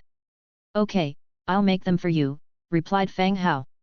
After replying to Zhang Bin, Fang Hao stepped outside and began crafting the equipment. Hundredfold amplification triggered, 505 Guardian sets obtained. After finishing the Guardian sets, Fang Hao continued to craft the Purple Warrior Gladiator's sword. This long single-hand sword came from the platinum chest. It wasn't made until he got back, so it was perfect to craft it this time. Of course, this purple weapon wasn't for Zhang Bin's patrol team. It was to be distributed to the transmigrators in various places for self-defense. For large-scale equipment distribution, the material requirements are enormous. Equipment upgrading needs to be carried out step by step. Warrior Gladiator's sword, purple 2 iron blocks, 5 fine irons, 2 thick leathers, 4 metal parts, 2 mithril. Confirm creation with a quantity of 1. Hundredfold amplification triggered, 101 Warrior Gladiator's swords obtained. One by one, purple swords began to rain down from the sky. Fang Hao picked one up, holding it in his hand and lightly swinging it a few times. The gladiator's sword was incredibly sharp, and it didn't feel too heavy in his hand. It was rather suitable for people like him to use. Warrior Gladiator's sword, purple. Category, single-hand sword. Damage, level 4 damage. Ability, kill enemies and reduce skills cooldown by 20%. Description, sharp and bloodthirsty, it elevates the warrior to the throne of victory. The warrior gladiator's sword was indeed a very good weapon. It dealt 4 level damage and could reduce cooldown time when killing enemies. If used well, it could be used to refresh skills and maintain efficient output. It seemed very suitable for Rolina. Rolina's skills were potent, and with a quick refresh, wouldn't she become a human cannon? All in all, Fang Hao was very satisfied with this weapon. He reopened the Book of Lords and messaged Zhang Bin, I'm going to list the equipment you asked for. Check it out. After speaking, he started listing the weaponry and equipment. He listed 500 sets of Guardian sets and pulled 500 more Iron Knight swords from the warehouse, together with the gladiator swords, and sent them to Zhang Bin. Zhang Bin promptly finished the trade, and all the weapons and equipment were now in his hands. Damn it, boss, this is a purple single-handed sword. It's mine now. Receiving the weapon, Zhang Bin let out another gasp of surprise. He was extremely excited that he could actually wield the purple weapon. Yep, it's yours. Fang Hao replied. Thanks, boss. Zhang Bin said thanks once again. After ending the private chat with Zhang Bin, Fang Hao continued to distribute the purple combat swords to the rest of the transmigrators. The single-handed sword is a kind of weapon that many people can use, there were no specific class requirements to wield it. All the transmigrators, after their gasps of astonishment, thanked Fang Hao. After distributing the equipment to the transmigrators, he started walking back to his place. Upon reaching the front gate of the mansion, he saw Ira had gathered a group of female servants at the entrance of the mansion. Master! Master! The maids one by one greeted Fang Hao. What's everyone up to? Fang Hao asked curiously. The maids were no longer in their maid uniforms. They were now donned in leather armor and some even had iron swords hanging from their waists, looking as though they were ready for battle. Master, I'm taking everyone to the training ground, Ira spoke up. Last night, Fang Hao had told Ira about the Blackstone martial arts field, and asked her to encourage the maids to exercise regularly. Whether they were truly preparing for battle or not, the benefits of leveling up included health improvements and a potentially longer lifespan than ordinary people. And so, after breakfast, Ira arranged the maids who were on break to head to the Blackstone martial arts field for training in batches. Oh, that's good, just be aware of the training volume on the first day, Fang Hao instructed. We know, Master. Then, we'll be heading off. Yes, go ahead. Ira let out a shout, leading a group of rabbit and fox girls, and headed towards the Blackstone martial arts field. The Blackstone martial arts field was very large, even those earth spirit girls were training there. There was a place for the maids to exercise as well.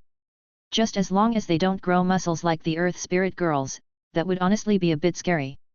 After the maids left, Fang Hao returned to his room to rest. In the afternoon, at 2 o'clock, an urgent knock came from his door.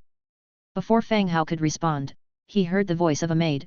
Master, Sir Nisbet is waiting for you in the hall, it seems like there's an urgent matter.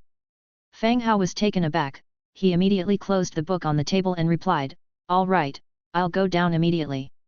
As for Nisbet, there were two types of them, heroes and soldiers.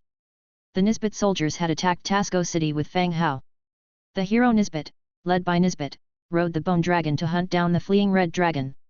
The one who was urgently calling upon him now must be the hero Nisbet who was hunting the red dragon. Fang Hao left his room and went downstairs. As he expected, on the first floor he saw Nisbet and his men. The 5 Nisbet heroes were looking a bit distressed. Their armor had dents from heavy strikes, and burn marks covered various parts of their bodies. Fortunately, there were no casualties. In the center of the hall, the red dragon was bound and had reverted to human form. Deep, bone-exposing wounds covered his body. He lay there, not knowing if he was dead or alive. Lord! Spotting Fang Hao descending the stairs, Nisbet and the others immediately saluted. You've worked hard. After saying this, Fang Hao's gaze immediately fell on the red dragon. Soul of Flame Spencer, Orange Tier 5 hero. Being able to display the name indicates that the red dragon in front of him is in a severely injured and comatose state, and is not dead yet. Only the dragon clan's constitution could survive such serious injuries. If it were any other creature, they would have already died a long time ago from such injuries. Quickly go and invite Sir Nelson here. Fang Hao said to a maid standing nearby. The maid nodded and rushed off. Upon returning, Nelson continued to seclude himself, working on the bodies of the 3 orc heroes. He had just started the process last night, and today he had to be summoned out in advance. To prioritize dealing with the current red dragon. My lord, this is a dragon clan pendant. At that time, he was severely injured and he almost escaped thanks to the scroll inside this pendant. As Nisbet spoke, he took out a pendant from his chest and handed it over to Fang Hao. Space Pendant. Chapter 611. Space Pendant. Category, Necklace.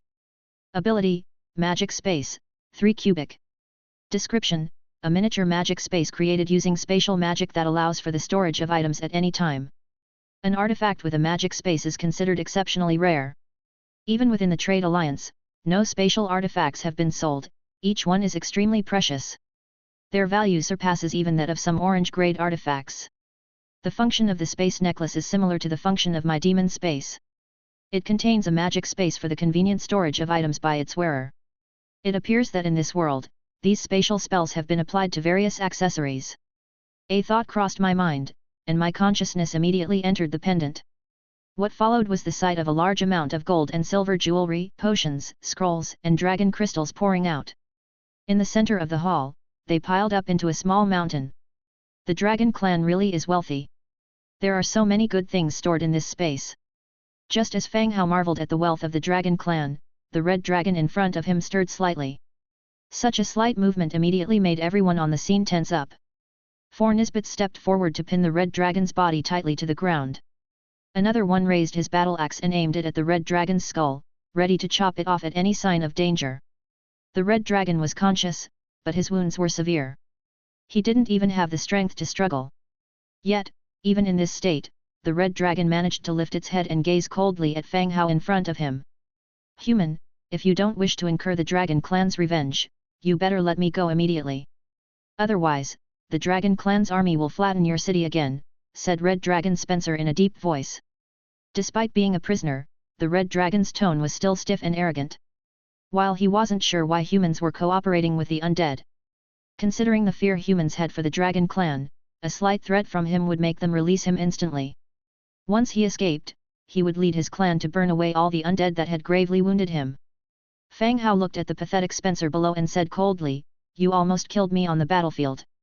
Do you think I would let you go? Humph. If you don't let me go, your clan will face annihilation. You really think you have another choice?" Spencer's breath was somewhat weak. "If I kill you here, your clan won't know about it. What do I have to fear?" Fang Hao continued. Fang Hao had no intention of foolishly letting him go. Killing him might keep the news hidden for a while. Letting him return could cause the Dragon Clan to attack tomorrow. With the current defenses against attacks from the sky, facing the Dragon Clan's aerial assault would genuinely be problematic. Even if airborne troops were dispatched, there was no guarantee they could defeat the Dragon Clan. So, Fang Hao had no intention of letting him go. At the sight of the calm Fang Hao, Spencer felt a chill in his heart. Had this human gone mad, actually planning to kill him? Suddenly, he felt a tinge of uncertainty. Shifting his tone, Spencer continued, "This situation arose due to the orcs, there's no deep hatred between us. If you indeed kill me, the consequences you'll face will only be more severe." Although Spencer didn't want to die, he wasn't afraid of death either. Not due to his strong character, but because he was tied to the hero altar. Even if he died, he could be resurrected. By then, he would bring the Dragon Clan's army to flatten this place. Just as Spencer was thinking about how to torture Fang Hao in his revenge, there came a hurried sound of footsteps from outside. Nelson came in with a group of funeral priests, following behind the rabbit maid. Nelson glanced at the Dragon Clan member being held down by the four Nisbets before saluting and saying, "Lord." Fang Hao nodded and directly said, "Nelson, kill him and don't let him resurrect." "Yes, sir," Nelson replied. On the other hand, Spencer, standing at the side, widened his eyes, staring intently at the incoming Nelson and the group of funeral priests. Due to the Dragon Clan's long lifespan, they had a broader knowledge of many things. As soon as Nelson entered, Spencer recognized his identity. The Corpse Witch.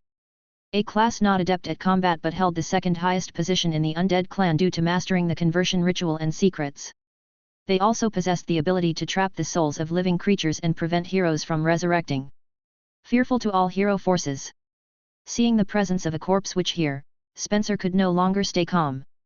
His mind was in complete chaos. He didn't understand why the Corpse Witch would appear in such a remote place, but he knew that once he died and his soul was trapped, it would be impossible to resurrect using the hero altar. This eliminated all his advantages. Spencer wanted to commit suicide, but his body was in such a state that he couldn't even do that. Basic suicide methods like biting his tongue were futile against the Dragon Clan's body strength and would only result in him losing more blood. "You cannot kill me. Once I die, the Dragon Clan will definitely track it back to you," Spencer roared. Even if no news got out, the Dragon Clan would investigate and would eventually notice Fang Hao's presence. But things had come to this, and he had no choice but to die. "Don't worry, it won't hurt. Being undead is actually more comfortable than you might think," Fang Hao said with a smile. Chapter 612. Don't kill me, we can talk again. Not all problems can be solved by force. Spencer continued to shout. But Fang Hao just shook his head with a smile. "As you said, the Dragon Clan is too dominant. I dare not let you go no matter what." After saying that, Fang Hao gave a look to a few of the Nisbets. Ni-1 raised the battle axe in his hand, ready to behead him. "Wait a moment." Suddenly, Nelson opened his mouth again, stopping the falling battle axe. "Scholar, is there a problem?" Ni-1 asked. Nelson spoke to the funeral priest behind him. "Prepare some buckets.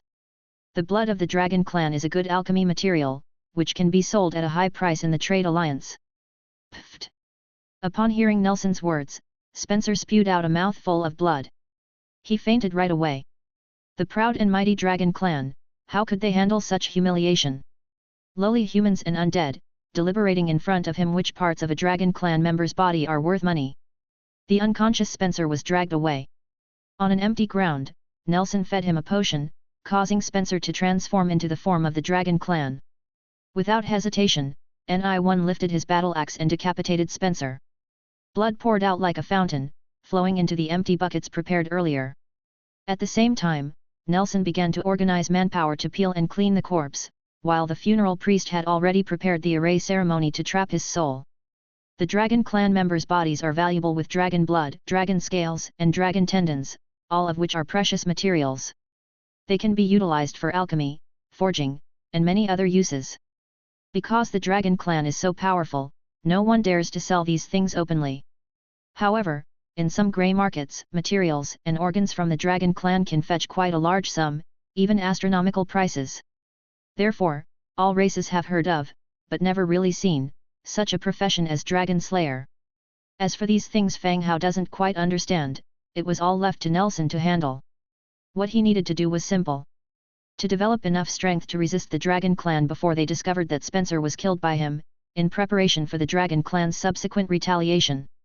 He returned to the Lord's mansion after that.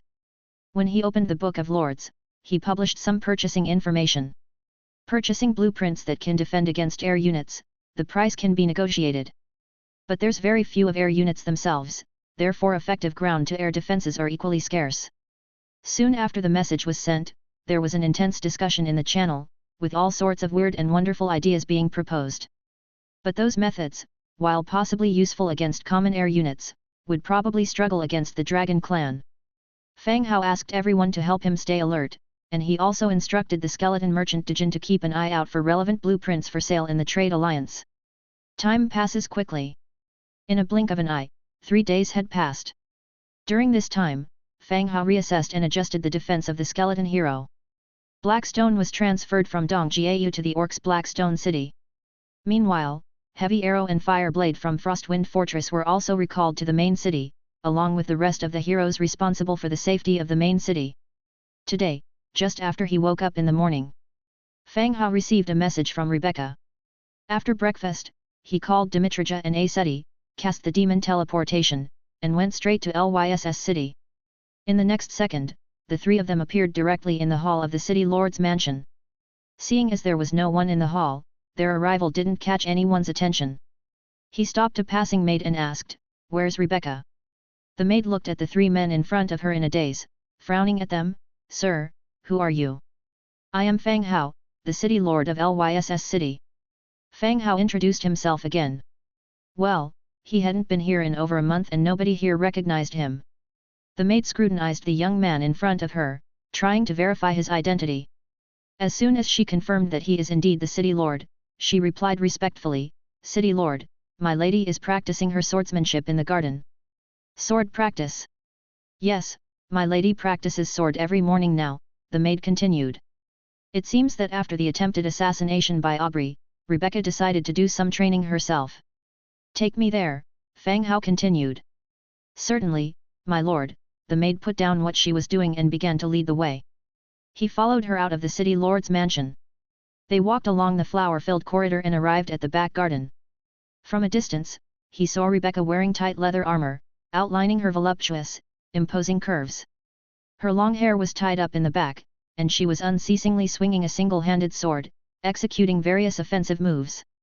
Her routine was seemingly as natural as floating clouds and flowing water, quite professional indeed.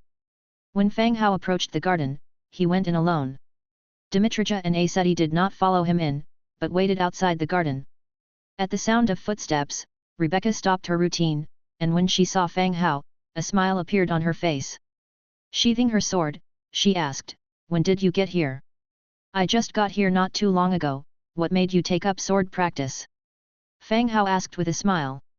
In Fang Hao's mind, Rebecca fully fit the image of an elegant and noble lady from court that he has in his head. She is also good at painting and has some knowledge of clothing design. Suddenly starting to practice sword play was quite different from her past image. "Ah!" Rebecca sat down on the rocking chair and yawned deeply. Chapter 613. The tension pulled at the buckles on her chest plate as her breasts swelled. She nonchalantly said, "Can't be too careful, I fear someone might harm me." "Now that you are in unified command of all the forces within the city, who would dare to harm you?" Fang Hao sat down opposite her. "You never know, I have to be cautious." Fang Hao did not continue discussing his sword practice. Instead, he directly asked, "So, is there a reason you called me here?" Her delicate hand fanning herself, Rebecca replied directly, "Yes, there are 2 things I need to discuss with you." "What's up?" "The federal conference is about to start, and I am going to be away next week. Since, technically, you are the city lord, you will need to come along with me. After all, you are the one who holds the title of city manager, Rebecca stated. If Lyss City had not changed its city lord, Rebecca could have been the representative at the conference. However, with the new city lord, it would be necessary for that person to make an appearance at the conference. Sounds like a hassle.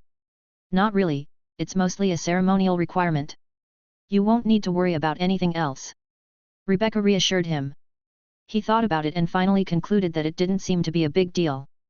After all, he had the demon teleportation at his disposal and could return anytime, it really wasn't an issue. All right, just remind me when the time comes. What's the second thing on the agenda? After agreeing to the first matter, Fang Hao continued to ask. I need money. I plan to demolish the abandoned warehouses in East City and construct a bunch of residential areas and markets, Rebecca said, looking somewhat embarrassed. Lyss City had been developing well. The quality of life for its residents and the safety of its surroundings were better than those of other cities. However, the city was developing a little too fast. Originally, the reconstruction plans for East City were meant for next year. But now that she had Fang Hao's backing, Rebecca had no plans to bear this huge expense alone. She decided to take this opportunity to have Fang Hao give her the money. How much do you need? Fang Hao asked. Considering the tax revenue from this subsidiary city, investing in Lyss City wouldn't put him at a loss. I estimate it will be around 3 million gold coins. Rebecca gave the precise figure she had already calculated. Given the scale of the territory, 3 million gold coins wasn't excessive, and he found it acceptable. Fang Hao gave it some thought and continued, the money altogether is not the problem. My concern is that it is almost winter, perhaps it's not the ideal time to start. No, before winter arrives, many people will need jobs. Labor costs are lowered, and the city must provide corresponding positions for them, Rebecca replied earnestly. Fang Hao thought that work at the site would stop in the winter due to freezing weather, making it impossible to continue working. However, Rebecca was thinking in a completely different way. The arrival of winter would create many unemployed people, agriculture could not be done, and many jobs had to be discontinued. Rebecca's aim was to provide more jobs at this point to solve people's difficulties. Even at a lower price, she needed to help the bottom layer of people tide over the winter. Otherwise, the surrounding villages could suffer harassment from refugees, and in the second year, the city's periphery could see more bandits and rogues. The standpoints of the two were different, so what they saw was not the same. All right, I agree to this. I'll bring the money over to you this afternoon, Fang Hao agreed immediately. Upon hearing his agreement, Rebecca smiled immediately, moved to sit beside him, and threw her arms around his shoulder, saying, it's much easier having a reliable man around. Fang Hao was struck with the softness resting on his shoulder and the fragrance wafting from Rebecca. With a stirring in his heart, he asked, by the way, have you seen Rolina recently? It has been a long time since I last saw her. A few days ago, Rolina went back to her place and hasn't returned yet.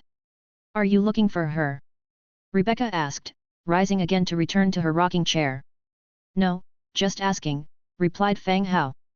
The two sat together, chatting about recent events and future development directions for the city. After they had talked for a while, some merchants came to see Rebecca. Fang Hao took his leave from Rebecca. Returning to his room, Fang Hao was planning to use the demon teleportation to return to his main city. Squeak, squeak. A white-haired mouse crawled directly onto Fang Hao's desk.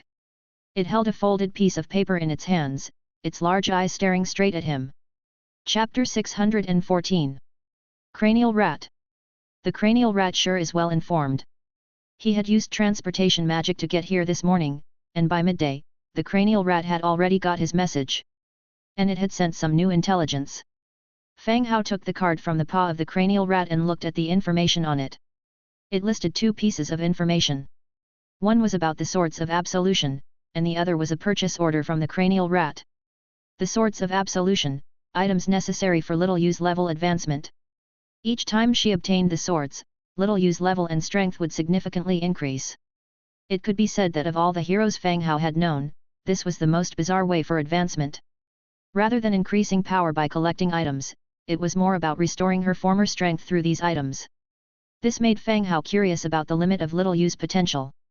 He had always been paying attention to the news about the Swords of Absolution, and the cranial rat had also been helping him collect this information. On the card, 2 names were marked next to the Swords of Absolution Flame Mercenary Group Angus and Snow Company Church. The line beneath listed the supplies the cranial rat needed. These included basic resources such as fur, food, and others. It seemed that the heavy rain last week also affected the living conditions in the underworld. "All right, I'll have someone deliver the supplies tomorrow," Fang Hao said to the cranial rat in front of him. The cranial rat nodded, and then turned around to disappear behind a closet. Fang Hao and the cranial rat were still collaborative partners. Moreover, the cranial rat showed great restraint and rarely ventured to the human world. Even during a flood, they only exchanged goods with Fang Hao, instead of stealing from human granaries. With the cranial rat's intelligence, stealing food from humans wouldn't be difficult. Fang Hao jotted down the names and put the card in the demon's space. "Come in," Fang Hao called softly. The door opened, and a Lionheart Knight came in. "My lord. Go to our former residence and bring Little You to see me," Fang Hao commanded. "Yes, my lord," answered the Lionheart Knight, as he briskly left the room. Little You had decided to stay at Lyss City, not only looking for the Swords of Absolution but also protecting our 2 shops within the city. Half an hour later, Fang Hao met Little You, who had hurriedly arrived, at the entrance of the city lord manor. "My lord, you asked for me," Little You walked up and said softly. As Fang Hao climbed into the carriage, he answered, "Let's go, we have intel on the Swords of Absolution, let's check it out together." "Yes, my lord," Little You replied, following Fang Hao into the carriage. The carriage slowly began to move, heading towards the task hall in the East City, escorted by 10 Lionheart Knights. In the carriage was not Fang Hao himself, but a demon doll that bore his semblance. His real body remained in the city lord manor, along with Dimitrija and Aseti, who also stayed in the manor. The carriage arrived at the task hall shortly. This was where mercenary groups accepted tasks. There were groups of people waiting for their turns. Fang Hao and his group entered the hall. From afar, they saw the fat Eric who was whispering with several mercenaries. Since Rolina directly rejected him last time, Eric seemed to have given up pursuing her and no longer wrote any love poems. This time, Fang Hao needed someone to bridge the gap between the Flame Mercenary Group and the Snow Company. The first person that came to mind was Eric. This rotund man, although unaffiliated with any influential groups, had contacts with many of them. As soon as Fang Hao came in, Eric naturally spotted him. After bidding farewell to the mercenaries he was talking to, he stiffly walked over, his belly leading the way. "Closer in," he said, "Bro, how did you become the city lord? Keep me in mind for any future jobs." First thing, Eric lowered his voice and started talking non-stop. "All right, I don't have much power as a city lord, but if there's anything I can help with, I will." Fang Hao continued to ask, "Where are the people from the Flame Mercenary Group? I've already contacted them for you, what are you worrying about?" Eric patted his chest. Eric's business was an old establishment in the city. Many of the mercenary groups registered in the city had been hired by Eric before. Even for those he hadn't hired, Eric was an easy man to contact. After all, mercenary groups accepted tasks to make money, and they'd rather liaise with people like Eric who had an industry backing him. "Where is he? Can he be here? Follow me." Eric led Fang Hao and the others out of the task hall and into a tavern nearby. They didn't linger outside the tavern, but went through a long corridor. They stopped in front of a private room. Many mercenaries were standing outside the room. As they saw Fang Hao and his men, they immediately became alert. "I'm Eric. I made an appointment to see Captain Angus right here," Eric instantly clarified. The mercenaries at the door obviously recognized Eric. However, the group of Lionheart Knights standing behind Fang Hao made these mercenaries quite wary. Their striking golden armor was too conspicuous. "Wait." Leaving only these words, the mercenary turned around and entered the room. Shortly after, the door opened, and the mercenary said, "You may come in." Eric waved for Fang Hao and Little You to follow him in, while the group of Lionheart Knights was left outside the door. The room was not so big, with only 3 people inside. One man was sitting at the table, eating. The other 2 men, dressed like mercenaries, were standing by in a disciplined manner. Chapter 615. The person sitting on the wooden chair was clad in leather armor, with very short cropped hair. From the facial contours and slightly raised chest, it was clearly a woman. The woman put down her cup of wine and spoke, "Mr. Eric, are you seeking me for a task assignment?" Her voice was androgynous and matched her attire well. Eric revealed a smile and said, "Captain Angus, this time my friend wants to discuss some business with you. As for cooperation, there will be plenty of opportunities once we have this first contact." "Oh? What kind of business?" "We don't carry out murder or arson," Angus continued. Eric, with Fang Hao, sat down at the table and said, "My friend likes to collect artifacts in his spare time, and he happened to learn that Captain Angus possesses a piece of art called the Swords of Absolution." With that said, Eric stopped speaking, and all three of them gazed at the woman across the table. Angus looked curiously at Fang Hao and asked flatly, "How did you know I possess this item?" "Heard it in a tavern," Fang Hao casually answered. No matter where the answer had actually come from, addressing it further would raise more questions, blurred answers being the most appropriate in such tavern talk. Angus raised an eyebrow. "Do you believe everything you hear in a tavern? Do you think we mercenaries keep such things? Isn't that why I came to ask? If Captain Angus indeed has it, I can offer a very good price, better than the payoff of task assignments," Fang Hao straightforwardly said. The information from the cranial rat was quite reliable. If it could find a faceless in the city, then it wouldn't be mistaken about an artifact. The only question now was whether the woman in question was willing to sell the artifact. Hearing that Fang Hao was willing to pay a high price, Angus's curiosity was piqued. She continued, "Tell me, how much can you give?" 5,000 gold coins, enough for you and your comrades to live lavishly through the winter, keeping your families well fed and warm," Fang Hao replied casually. Upon hearing this number, Angus managed to maintain her composure. But her two subordinates' eyes bulged, displaying a shocked expression. Mercenary work is one of bloodshed and peril. Recent tasks have been miscellaneous orders, requiring many hands for just a few gold coins. Most of the time, it's just silver coins. They hadn't had any jobs worth hundreds of gold coins, and the ones that were, usually came with life-threatening risks. The 5,000 gold coins, indeed, was a substantial sum for the present flame mercenary group. Sufficient to let all the brothers have a well-fed and warmly clothed winter. The whispers of the two men made Angus glance back at them with a stern look. The terrified subordinates promptly closed their mouths. "Is this artifact very important to you?" Angus asked. "Quite important." Angus thought for a moment before continuing, "I do have one indeed, but I'm also quite fond of this artifact and have no intention of selling." Hearing this, the matter seemed easier to resolve. If she truly liked it and didn't plan to sell, she wouldn't admit to possessing the artifact. Now that she brought it up, she presumably wanted a higher price. "How much are you planning to ask for it?" "If it exceeds my estimate, I will give up on this item," Fang Hao asked directly. Angus looked at Fang Hao and then at Eric.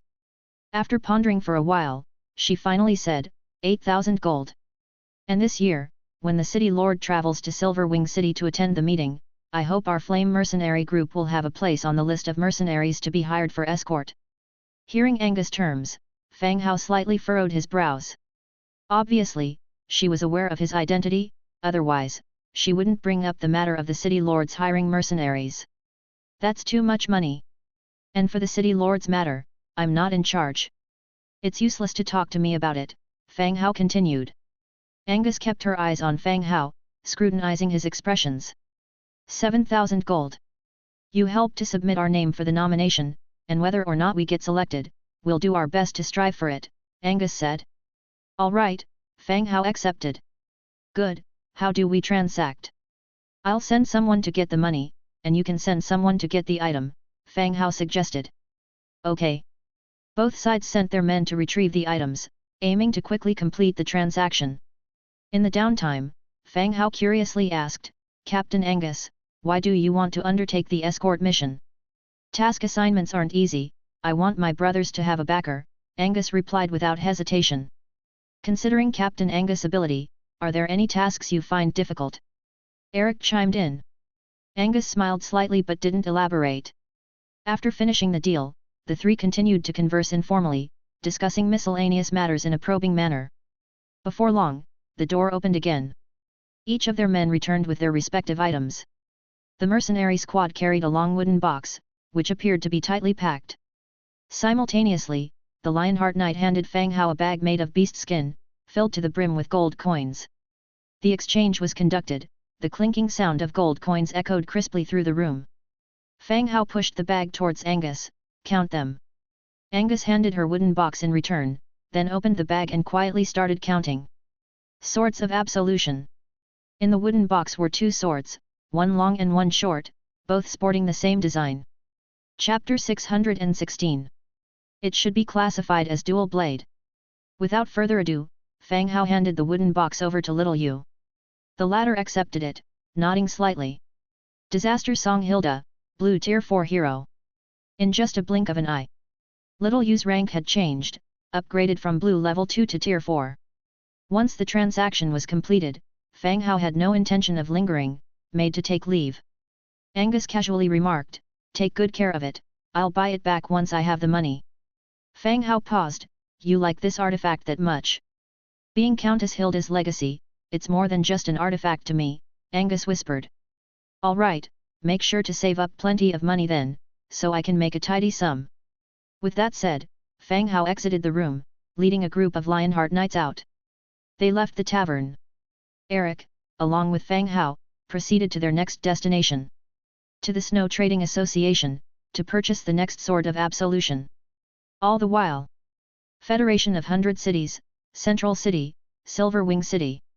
As the Central City, Silver Wing City held the most influential power within the Federation of 100 Cities and also boasted the strongest human forces in the region.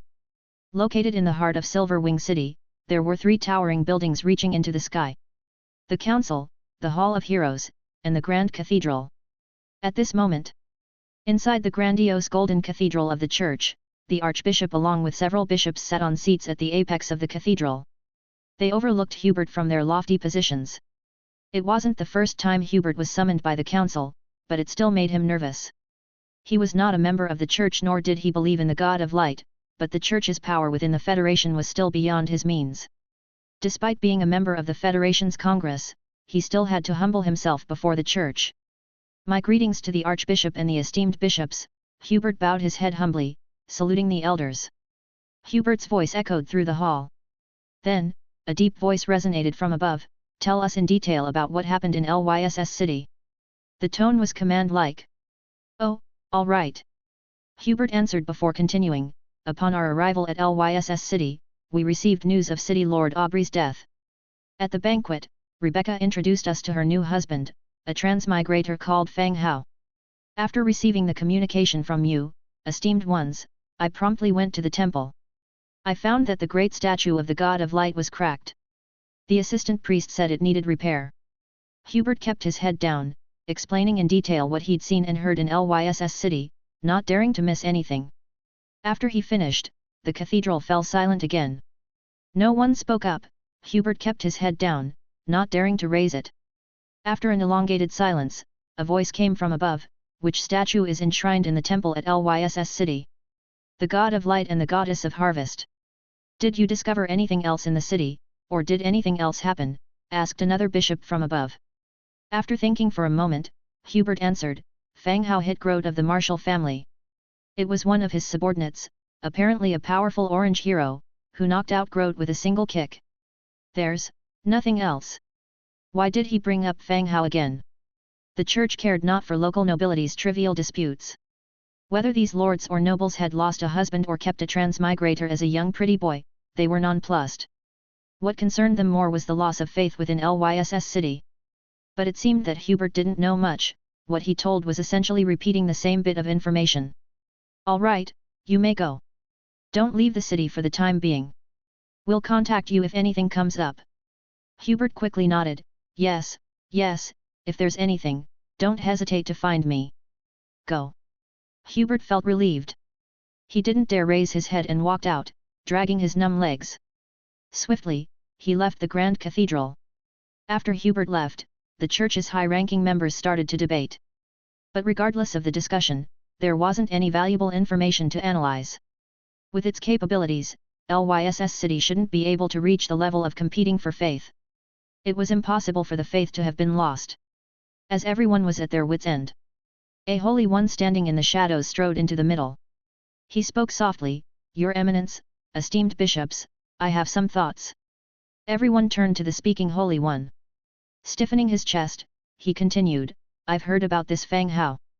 He seems to have some close ties with the undead. Perhaps he's somewhat related to the incident in Lyss City. Chapter 617. The saint's words briefly disrupted the solemn silence of the hall. The undead interfering with human cities, such a thing is utterly unthinkable. However, someone quickly voiced a different opinion. Saint Suhaid, is the information you're sharing accurate? Suhaid was the saint who had spoken of Fang Hao's connection to the undead.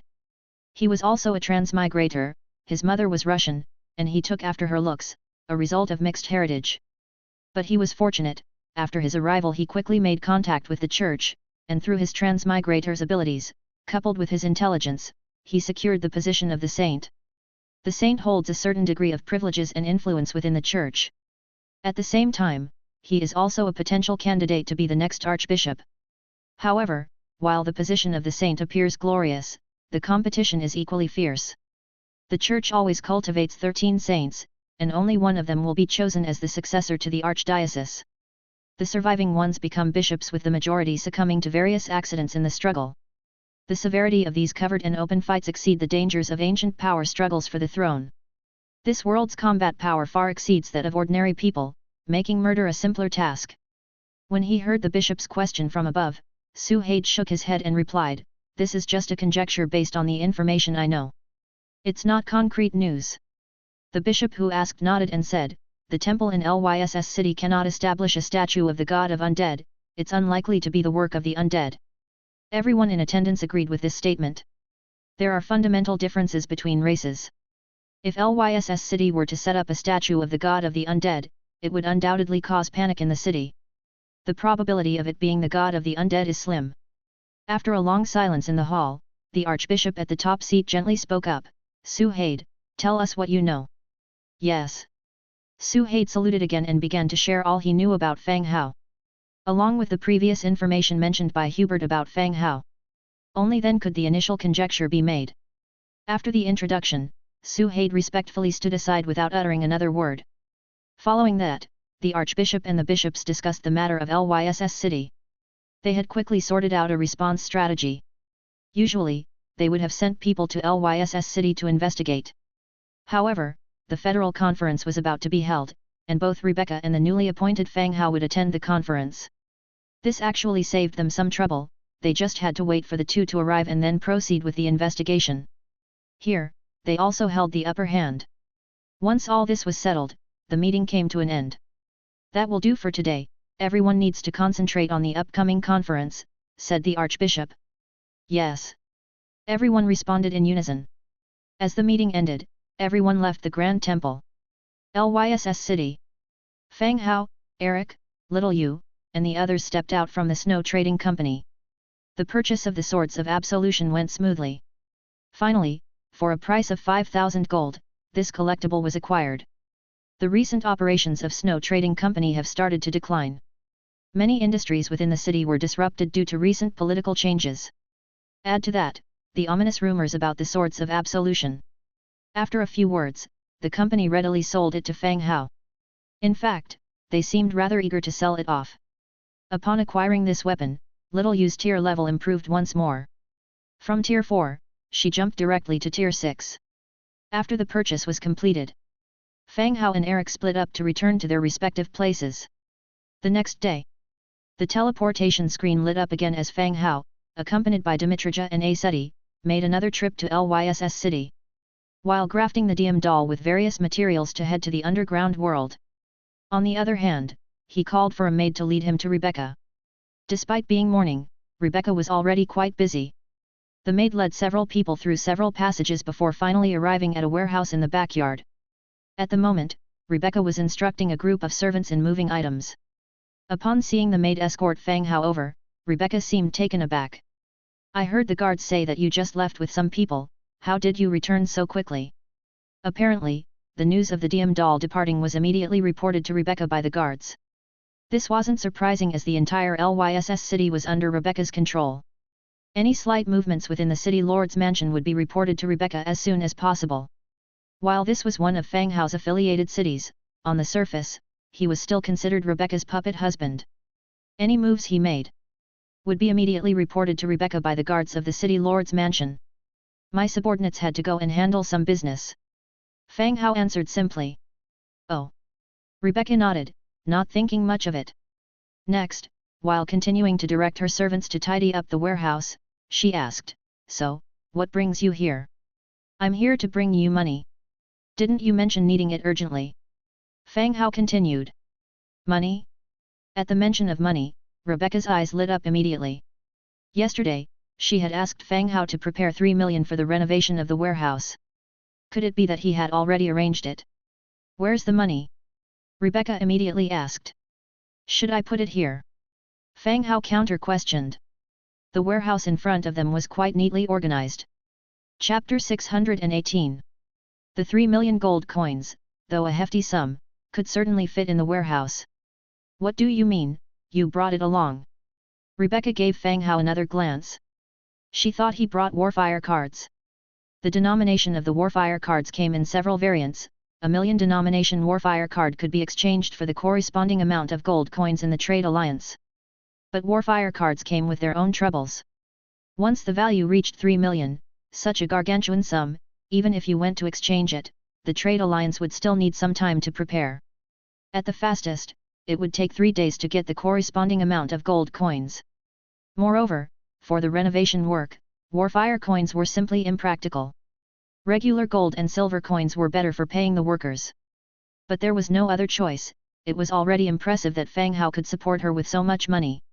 Although the exchange was a bit troublesome, she would just have to wait for a few more days. All right, hand it over to me. Even though it's a bit of a hassle. Rebecca continued. Fang Hao looked at her, not understanding what she meant by a bit of a hassle. He took out the Book of Lords, ran his hand over it, and took out all the gold coins inside. Swoosh! Box after box of gold coins piled up to form a hill of gold coins in the middle of the warehouse. The gold coins continually rolled off it. The morning light shining through the window hit the gold coins, illuminating the entire warehouse with a dazzling glow.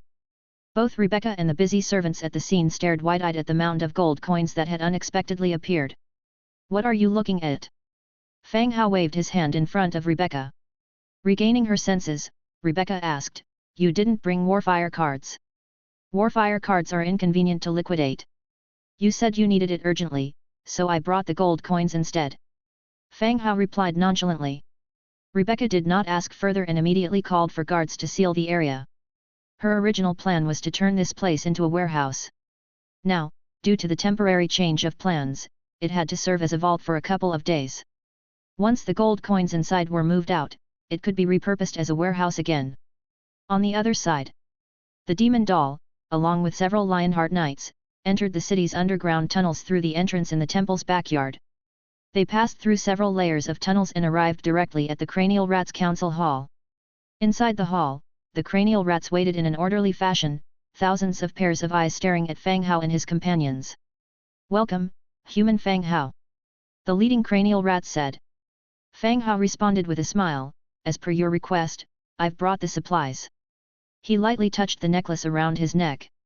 Leather, food, and various supplies appeared in the middle of the room. There weren't many rats in the underground world, so the supplies they needed weren't as vast as those in human cities. What Fang Hao had brought was sufficient for the Cranial Rats to use for some time. Seeing Fang Hao bring the supplies, the Cranial Rats showed no surprise. A few Cranial Rats inspected the supplies and upon confirmation, nodded in satisfaction. Next, a large number of wild grey rats emerged from a side tunnel. Under the direction of the Cranial Rats, they moved all the supplies out. Human Fang Hao, we are very satisfied with your supplies. Based on the principle of equivalent exchange, you have one chance to obtain information. The Cranial Rat continued. Instead of immediately asking for the information he needed, Fang Hao asked again, can you provide information about the outer city? Human Fang Hao, which city are you referring to? The Cranial Rat asked. Silver Wing City. The central city of the 100 Cities Federation, it is too far away from Lyss City. Our site cannot reach there. The Cranial Rat said straightforwardly. The underground tunnels limited the Cranial Rat's scope of activities. The information they could get was also limited to the surface cities connected by the tunnels. It was hard for them to get any information about the other cities, let alone Silver Wing City, which was a great distance away. Fang Hao shook his head regretfully, continuing, soon, I'll be heading to Silverwing City with Rebecca. At that time, I'm afraid our cooperation will have to be put on hold for a long duration. This news might already be known to the cranial rats. But they surely couldn't know that he would also be accompanying Rebecca to Silverwing City. As expected, an intense discussion broke out among the cranial rats. After the cranial rats finished their discussion, the leading cranial rat went on to say, Fang Hao, why did you go to Silverwing City? I am the Lord of Lyss City and per the statutes of the 100 Cities Federation, I need to visit Silverwing City. Fang Hao looked at all the cranial rats and continued, I don't know how long I will be away, and during this time, I suspect our collaboration will be paused, and there isn't much information in Lyss City that interests me anymore. When Fang Hao finished, the cranial rats started discussing again. Winter was coming and all kinds of food supply will soon become scarce. It is the same for the cranial rats. Fang Hao can provide materials, which offer them some relief. If Fang Hao was to stop trading information with them, this winter will be even tougher. Mr. Fang Hao, what exactly are you suggesting? The cranial rat looked back at Fang Hao. With thousands of cranial rats sharing their thoughts, their collective intelligence was no less than that of humans. Fang Hao had mentioned Silverwing City and ending the collaboration, so they naturally guessed that he had something he wanted to express. If you could go to Silverwing City and provide me with information, our collaboration could continue. Fang Hao did not beat around the bush, he stated his thoughts directly. This time, the cranial rats did not engage in vehement discussion. They quickly gave Fang Hao a reply, Fang Hao, it's afraid that we cannot agree to your request. We will not abandon the underground world we have been managing for a long time to go to the distant Silverwing City. Oh? Why? Our bodies are too fragile, and unfamiliar environments are fraught with dangers. Silverwing City may be the center of your human world, but it does not belong to us, the cranial rat spoke slowly and methodically. Creating an underground world for the cranial rats was not as simple as it seems. Some sewer creatures that pose no threat to humans would be enemies to the cranial rats. They would not simply abandon Lyss City, which they have turned into what it is now, and head to the distant Silverwing City just to maintain their collaboration with Fang Hao. Fang Hao nodded in understanding, all right, I understand. We'll continue exchanging information as usual, and when I leave, I will arrange for someone to continue our collaboration. We appreciate your understanding, Fang Hao, the cranial rats replied. All right, contact me if anything comes up. Hao said, and then left the underground duct with his followers. Returning to the Lord's mansion. Nighttime. Fang Hao returned to the main city. While running a hot spring, he listened to Ira report on the recent training results of the maids. He wasn't sure if Blackstone martial arts field had improved by 20%. But Ira, after half a year of training, certainly broke through to the 5th rank today. Her body became more rounded and softer, without strong muscle blocks like the Earth Spirit Girl. He had intended to have an in-depth communication with Ira while Angia and Lori were out playing. However, the Book of Lords received a private message. His movements were halted as he had to check the Book of Lords. It was Deng Bin, the lord who had provided him with flax. Boss Fang Hao, are you resting? Those dwarfs came again, bringing some goods. Previously, Deng Bin sold Fang Hao a blueprint for a precision part. When asked how he got it, Deng Bin said he had exchanged it from the dwarfs. Moreover, there were other good things in the hands of the dwarfs, but he didn't have enough money to buy them. Later, Fang Hao made a deal with her. If they come again and there are good things she can't afford, she could contact Fang Hao. If he finds them useful, he will pay to buy them. This time, it seemed the dwarfs had come again. They came at this time? Are they going to assassinate you? Fang Hao asked curiously. He was about to go to sleep. How could someone visit someone else's territory to sell products at night?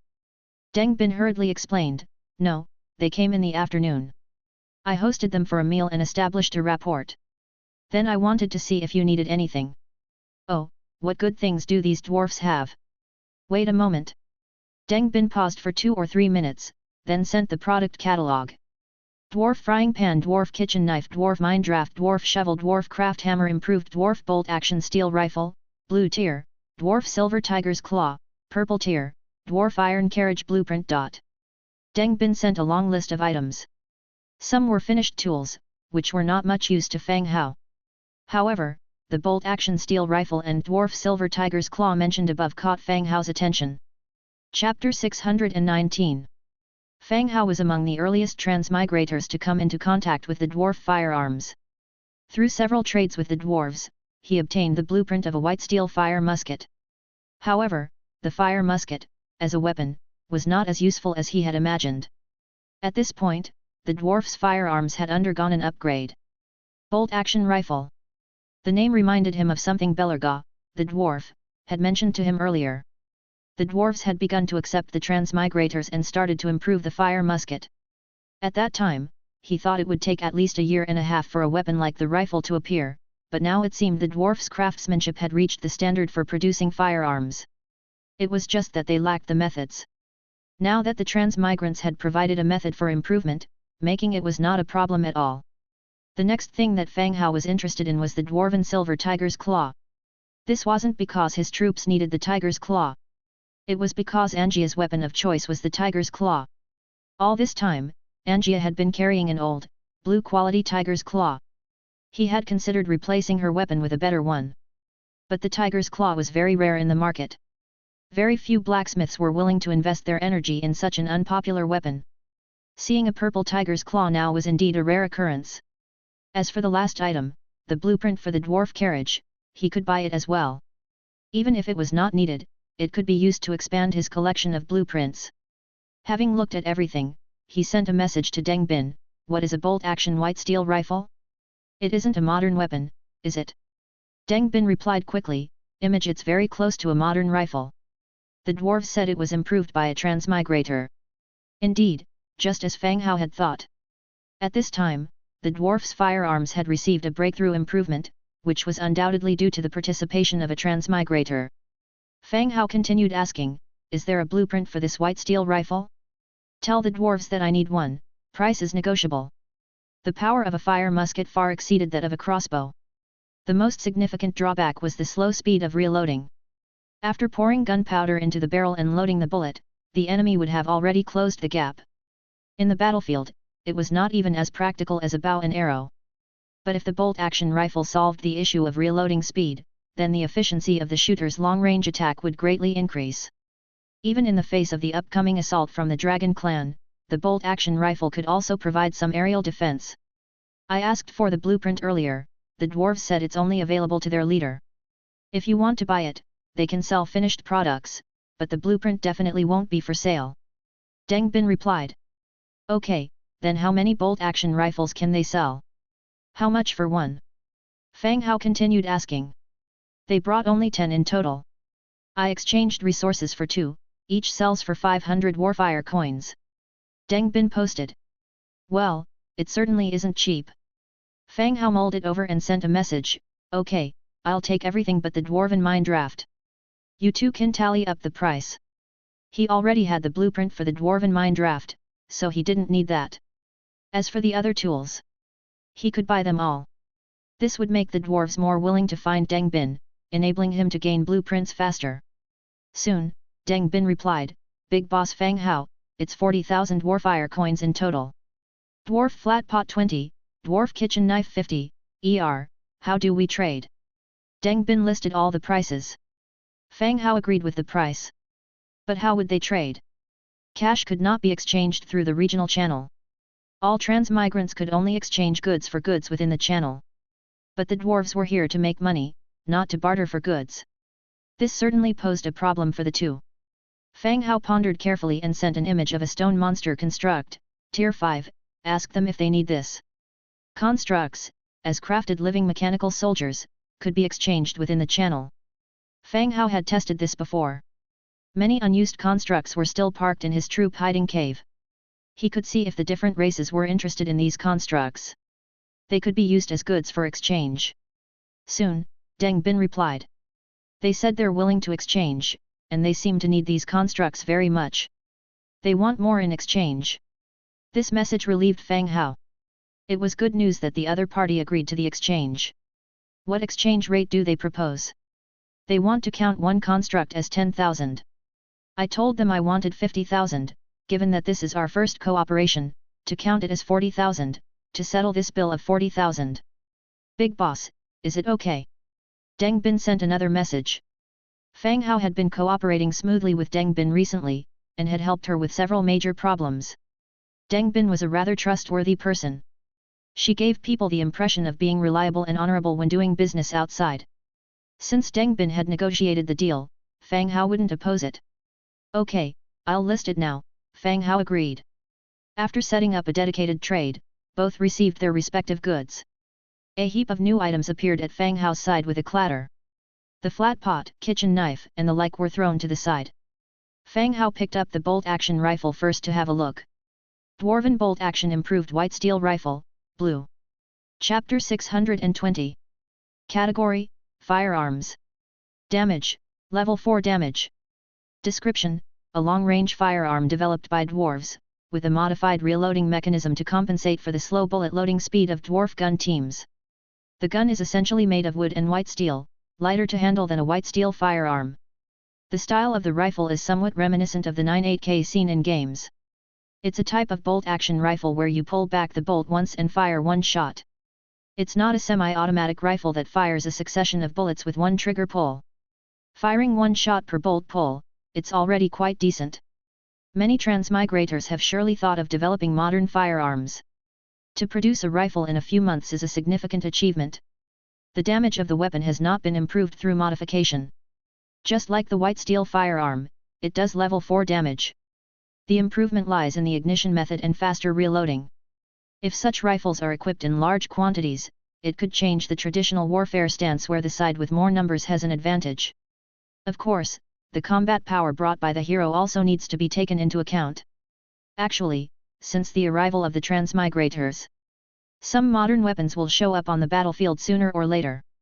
Only it is faster and simpler than imagined. Each gun is gifted with a magazine containing 5 bullets. But such a small quantity of bullets makes it seem like a disposable weapon. After firing 5 bullets, it's useless. Fang Hao immediately contacts Deng Bin. Deng Bin, tell the dwarves I want to buy bullets. Soon, Deng Bin's response comes through, I've talked to the dwarves about it. They'll start preparing for the next batch of rifles and bullets when they go back today, and they'll make a trip with you to trade construction kits in a couple of days. From Deng Bin's reply, it's clear the dwarves value the construction kit Fang Hao has for trade. This could be a bargaining chip in negotiating terms with them. After thinking, he says, tell them I want the blueprint for the bullets, or I won't continue to buy this type of rifle. The bullets are very important to guns. If there aren't enough bullets, the rifle can only be used as a stick. Soon, Deng Bin replied again, I talked to them about it. This dwarf said he can't make the decision. He needs to go back and discuss. He'll try to come again the day after tomorrow. That will do. They ended the chat. Fang Hao puts the white steel rifle aside. He picks up the second weapon for inspection. Dwarf Silver Tiger Finger, purple. Category: Tiger's Claw. Damage: Level 4 damage. Ability: Stamina plus 45%, Skill Speed plus 10%. Description: the Tiger's Claw crafted by a master dwarf. It's always been a slow seller due to its less use and has been ceased production. A purple weapon, with decent attributes indeed. Beyond its level 4 damage, it has 2 added abilities. Stamina plus 45%, and 10% skill speed is very suitable for Angia. It is, indeed, a nice piece of equipment. When Angia returns, I'll give it to her. The last item is the blueprint for the dwarf wagon. Dwarf iron horse carriage, hardwood 400, thick robust leather 200, iron 200, cast iron 150, dwarf iron 50, metal parts 120. Fang Hao owns 2 wagon blueprints, a cart and a convoy wagon. These 2 wagons are primarily made of wood. The blueprint for this dwarf iron horse carriage uses more iron materials. It should be an advanced type of carriage. Going to Silverwing City with Rebecca in a few days, a better carriage can speed up the journey. After inspecting all of the items, the maid outside the door removes all of the items. In conclusion, this trade was completed by Deng Bin on his own. In this region, dwarves are not considered a major race. They don't have a large population and reside in the 8 Peaks mountain region.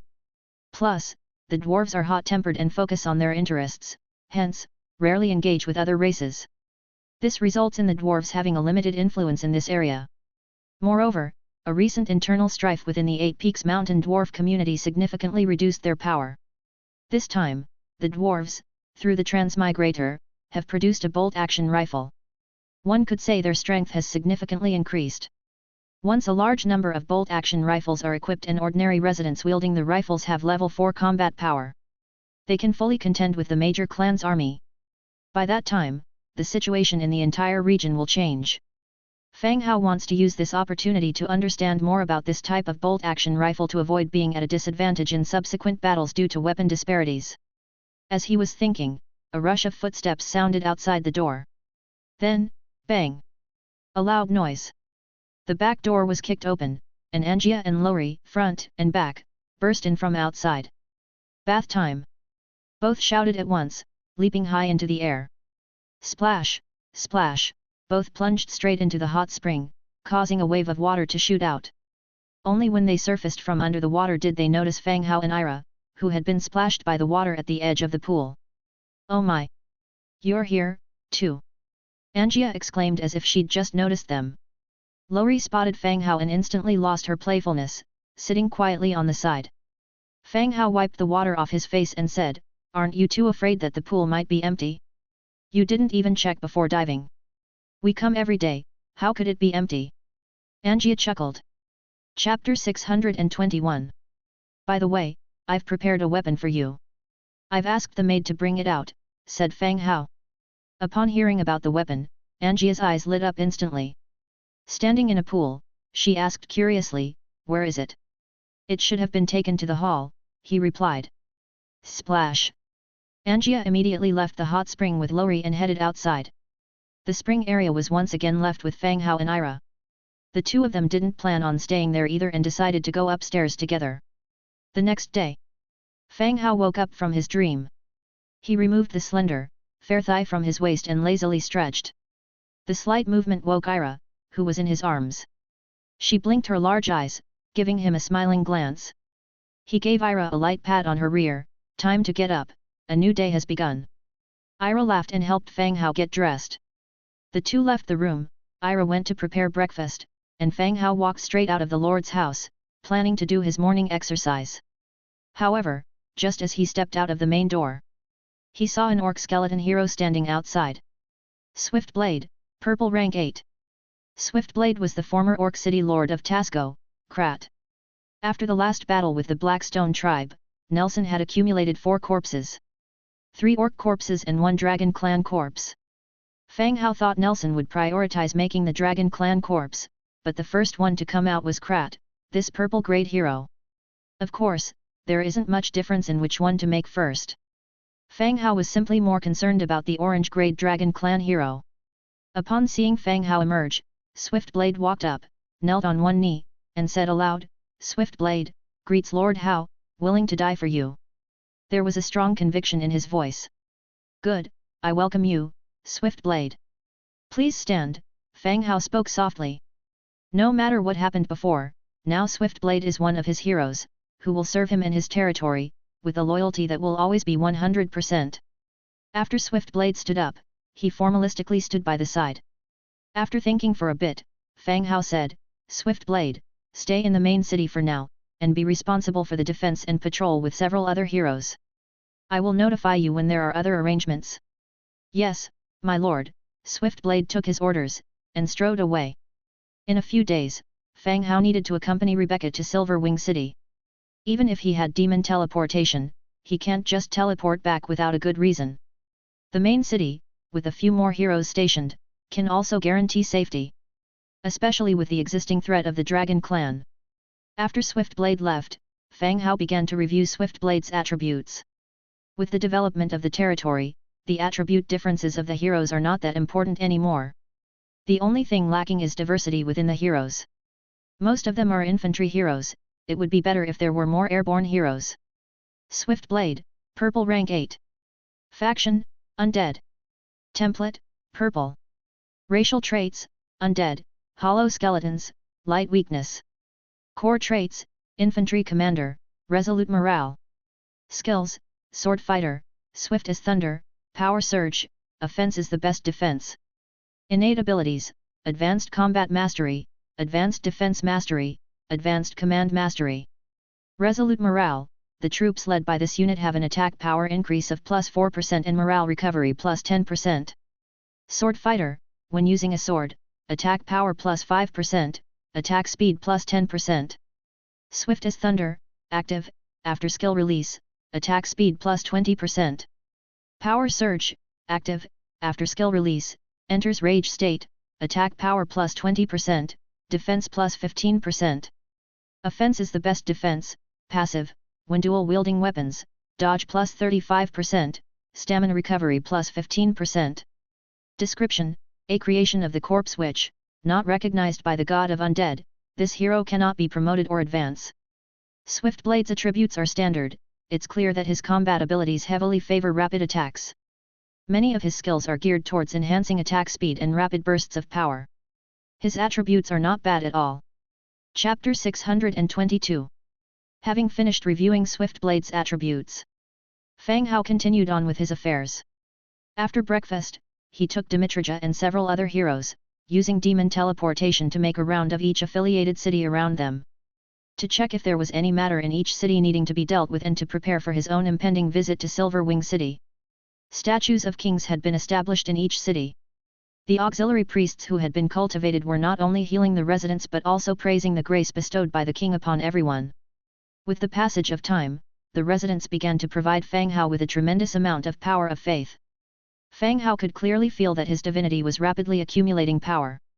Even, he felt that his divinity was close to leveling up, reaching the first level of divinity. 3 o'clock in the afternoon. Fang Hao once again used demon teleportation to visit Lysis City, the home of the dwarves in the Bloody Mountain Range. This time, emerging from the light screen, it didn't cause much of a commotion. Only a few dwarf guards patrolling the city came forward to inquire about the identities of Fang Hao and his group. When they found out Fang Hao was their lord, they immediately went to find the dwarf leader Belarga.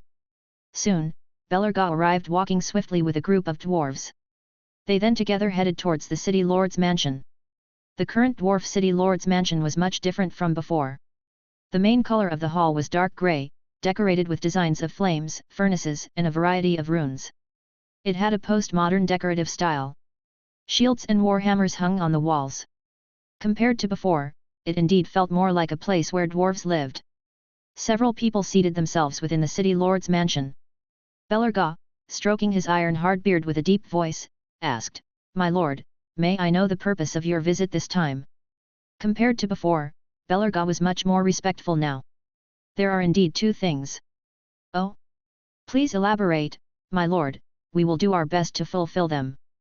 Belarga continued to stroke his beard. "In a few days, I will be away for some time. I came here today to inquire whether there are any matters in Lysis City that need my attention, since I'm afraid I won't be able to attend to this side when I get busy." Fang Hao looked at Belarga and spoke directly. Upon hearing that Fang Hao was going to be away for a while, Belarga raised his eyebrows. He wondered what could Fang Hao be so concerned about. If he had the ability to teleport, why would he need to explain anything this far in advance? But Fang Hao's matters were not something he could question. "My lord, please wait, we need to discuss this matter a bit." After Belarga finished speaking, he began discussing with several dwarves behind him, to confirm whether there were any matters in the city that required Fang Hao's attention. Otherwise, once Fang Hao became busy, and couldn't pay attention to this side for a year or a half, and they themselves didn't have the ability to teleport, it wouldn't be as easy to find Fang Hao like now.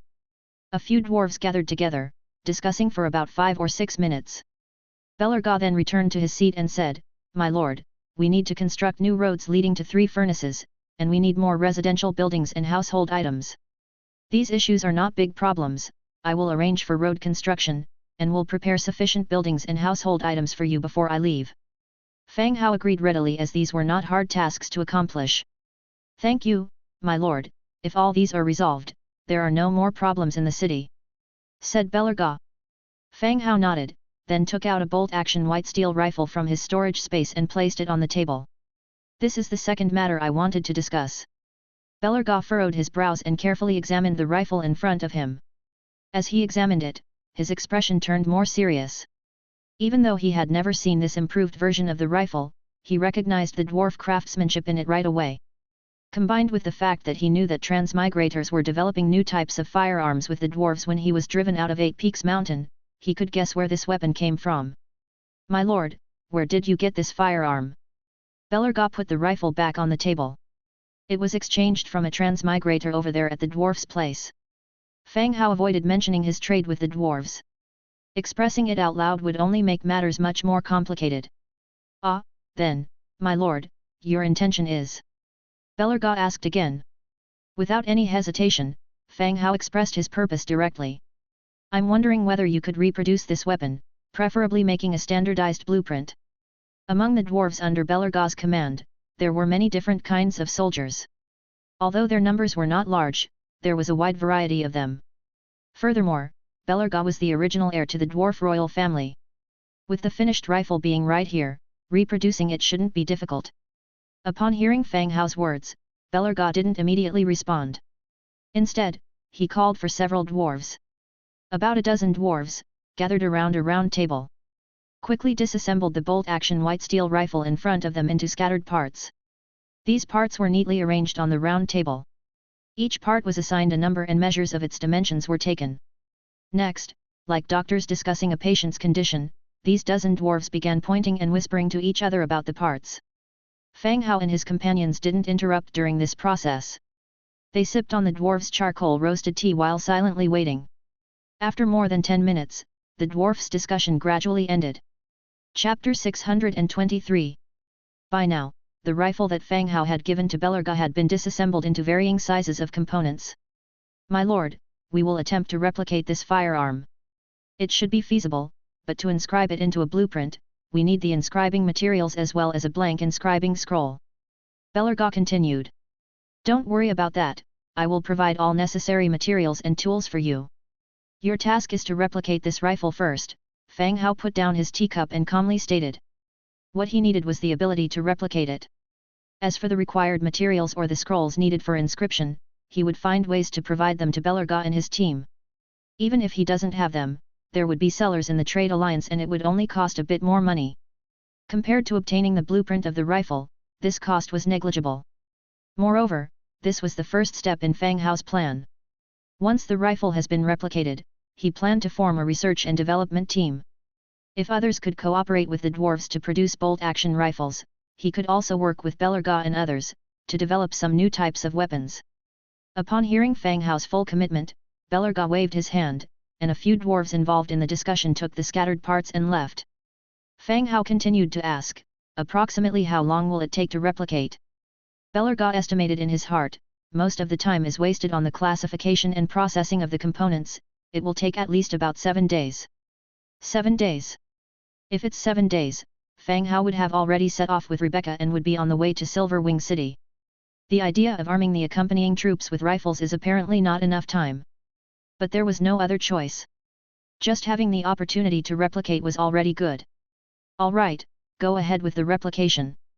I will arrange for someone to deliver the blank engraving scrolls you need. Once the blueprint is made, deliver it to Dong Jiayu's hands, so she can pass it to me," Fang Hao instructed. Only with the blueprint engraved into his hands, he could mass produce. Otherwise, relying solely on production and ordinary crafting, it would be impossible to meet the equipment quantities needed for Fang Hao's army. Even if the materials are plentiful, if any ordinary city lord attempts to manufacture them, they wouldn't be able to equip every shooter in the short term. So, simple replication isn't enough, the blueprints must be inscribed. As for Fang Hao's decisions, Belerga naturally had no objections.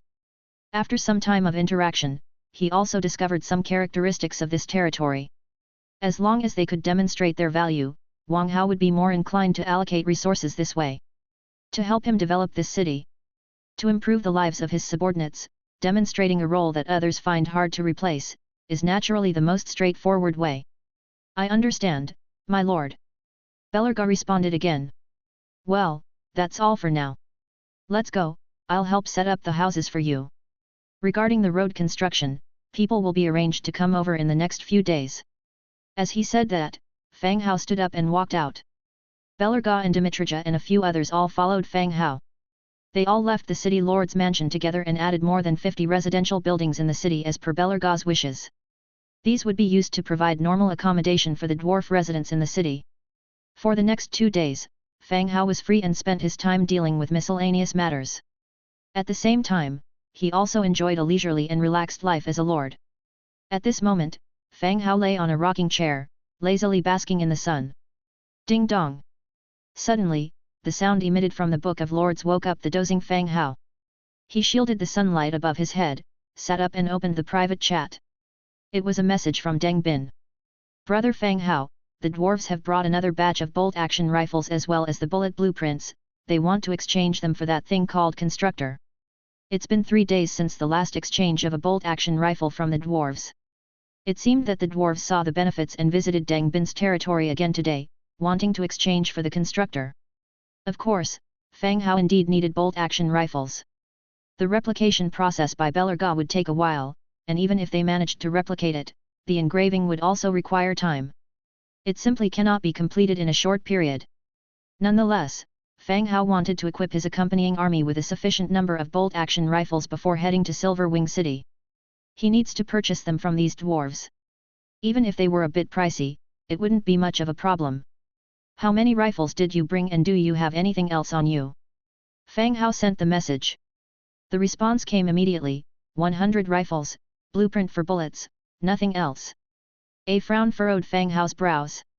With this trip, they had just brought back only a few rifles. Why are there so few rifles? Are these dwarves also implementing some sort of scarcity marketing strategy? Fang Hao pondered doubtfully.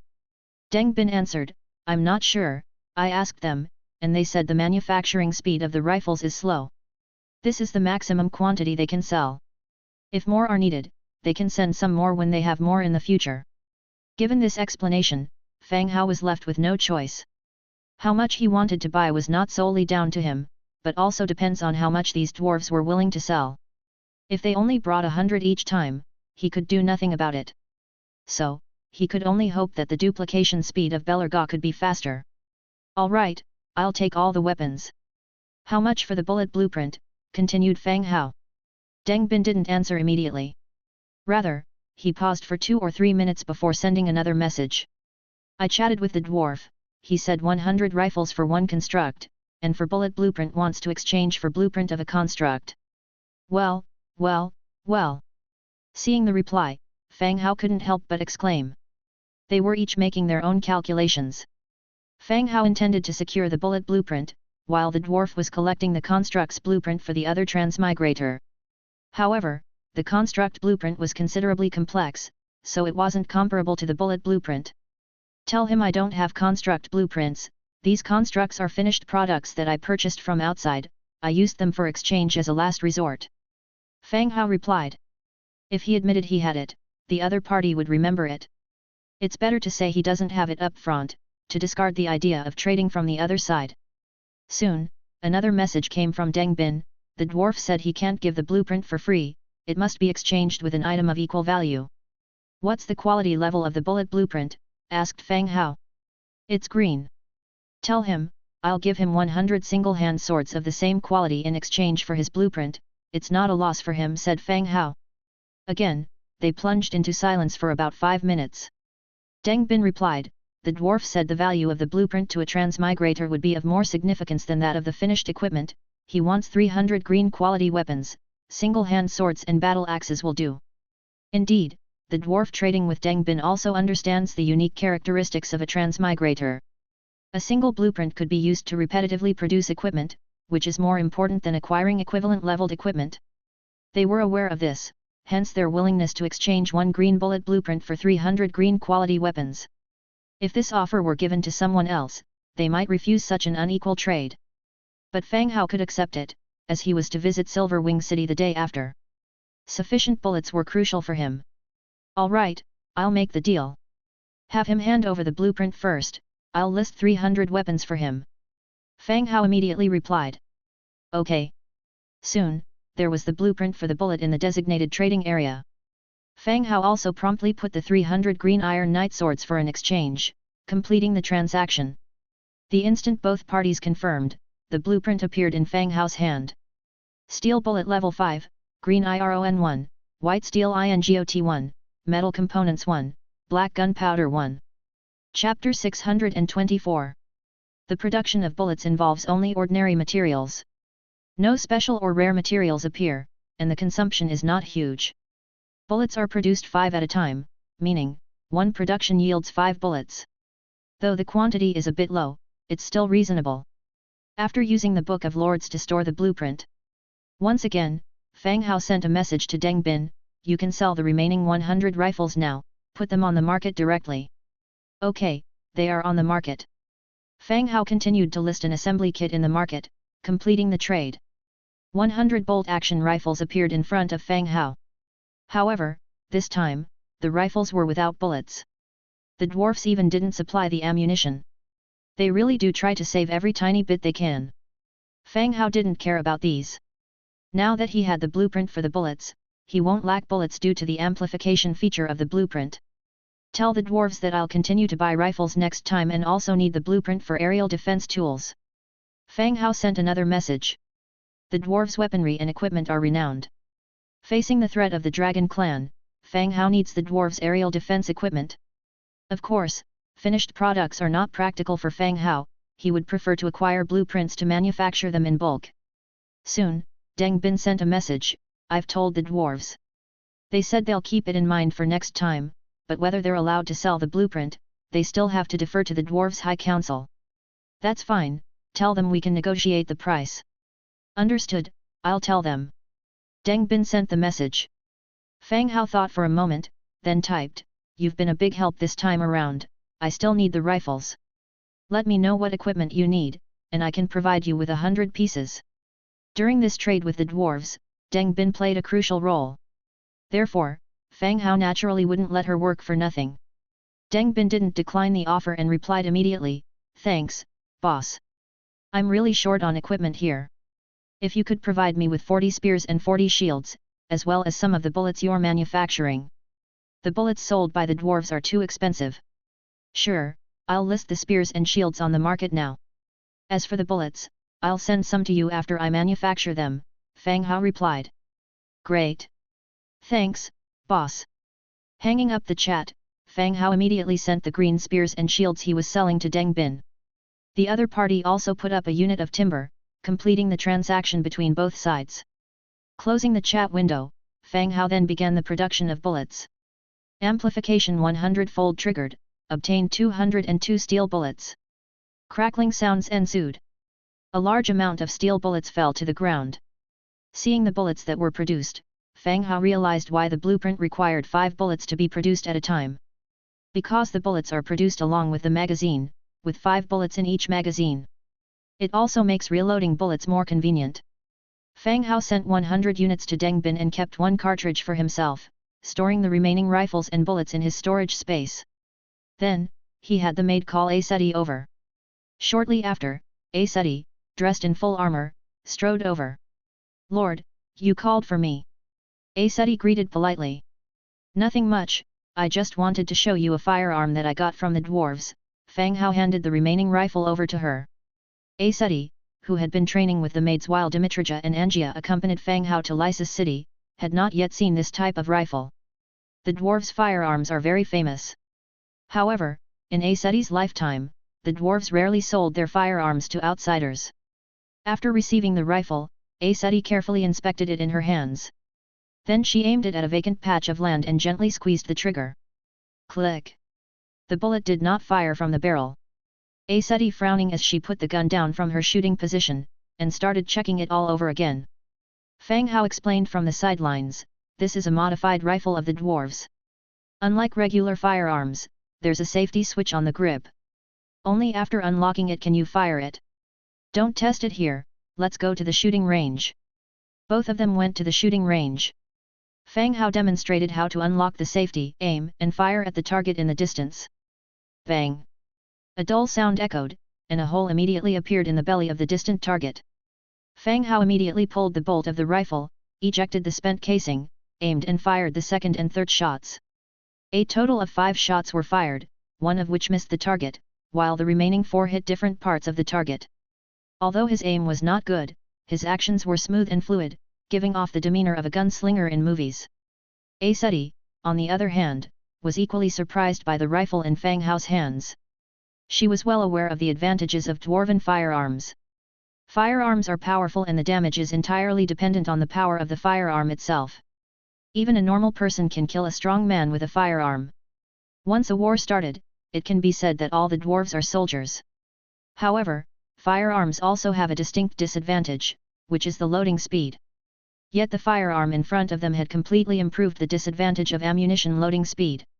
Once popularized, the dwarves will possess tremendous military power. Has the dwarves' firearm technology come this far? Aseti exclaimed in astonishment. Fang Hao put the rifle aside and explained, this is a new type of weapon modified by the dwarves.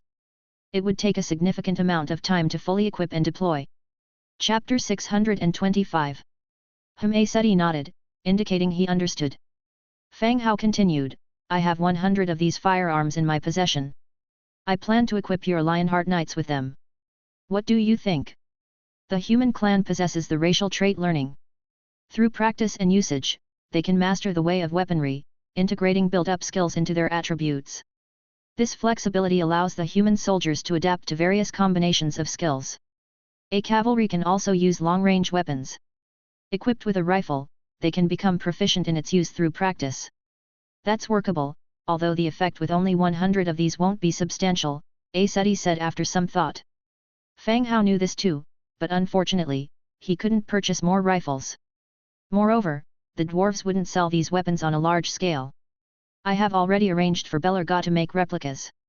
Given some time, we should be able to manufacture these weapons ourselves, then we can equip them in large quantities, Fang Hao continued.